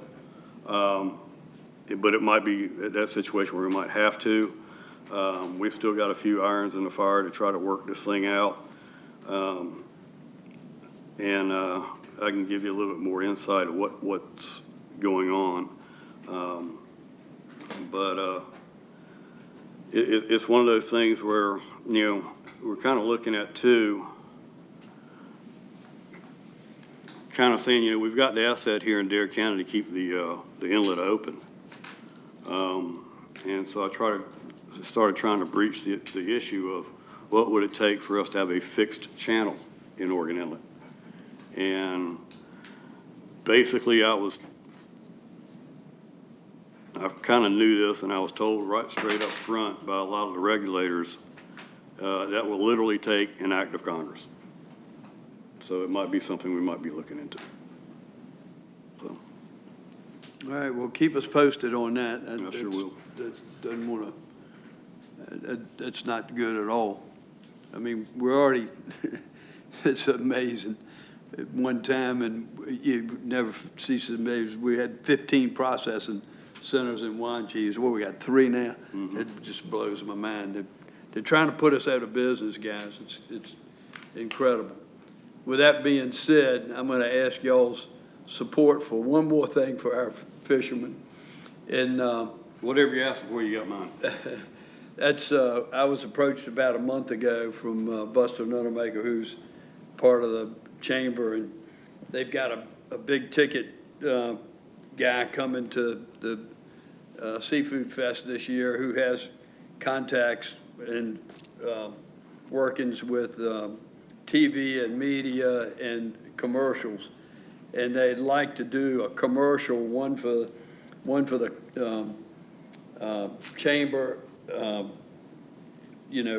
pushing local seafood, and also would like to do one for Dare County, highlighting our fishing families and what they go through and their industry, and they want to do those 2 commercials, like I say, one for the county, one for the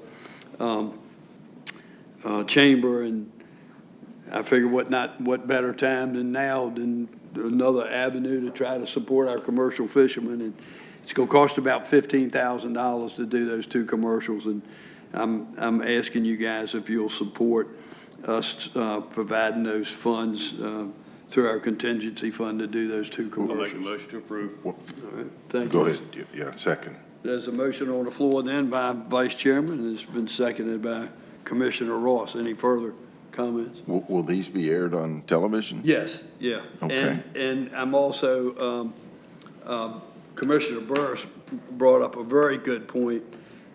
He sits on the government channel. He asked us if once this is done, could we get the rights to show it on the government TV channel as well? So YouTube. So I'll pursue that when I go back. We're building them. Why would we not? Yeah. Well, sometimes there's licensing rights and things that they have when you hire somebody out to do a commercial. They use the commercial, they'll play it on TV for so much money, but then they won't let you use it at length at your own disposal sometimes. So it's just something I thought we would check on. So I'll pursue that once I get y'all's permission and vote to provide the 15,000 to do this. And certainly push hard to get that done, but that's hopefully it's another way showing our support for our fishermen. Just a verifying question, I support this, I support your endeavors on this, I support the Seafood Festival, but have they been to the Tourist Bureau? That's No. what the Tourist Bureau does. I know, you and I had that conversation. I'm not going down that road, I was approached. Okay. I was approached for the county to do this. I support you. So, all right, with that being said, those in favor of the motion signify by saying aye. Aye. Pose like sign? Wait. I'm sorry. The $15,000, that's not an issue. The issue is that to produce a commercial for Dare County, or are we paying for the Chamber of Commerce? No, we're doing both, one for them and one for us. I need to check on whether we have the authority to fund the Chamber of Commerce's commercial. We Okay, can fund fine. ours, but I'm not sure we can fund theirs. Okay. Okay. If you want to prove it contingent on me figuring that out, then fine. Yeah. You making a I'll- motion, making the motion? Yeah, I'll amend the motion. Okay. Second? Agreed. As well? Okay. All right, with that being said, any further comments? Hearing none, those in favor signify by saying aye. Aye. Opposed, like sign. Motion carries unanimous. Thank you, County Attorney, for keeping us legal. Yes. Thank you very much. Would you like to read the order to go into closed session? We need a motion pursuant to NCGS 143-318-11A3 to consult with an attorney employed or retained by the county in order to preserve the attorney-client privilege with regard to the opioid litigation and to approve the minutes of the last closed session. Motion to approve. There's a motion on the floor by the vice chair. Is there a second? Second. Second by Commissioner Burris. All those in favor signify by saying aye. Aye. Opposed, like sign. Motion carries unanimous. All right. I call the Dare County Board of Commissioners meeting back to order. Turn it over to the county manager. So in the closed session, the board approved the minutes of the last closed session and gave the county attorney guidance and authority with regard to the opioid settlements. Okay. Took no other action. Thank you, County Manager.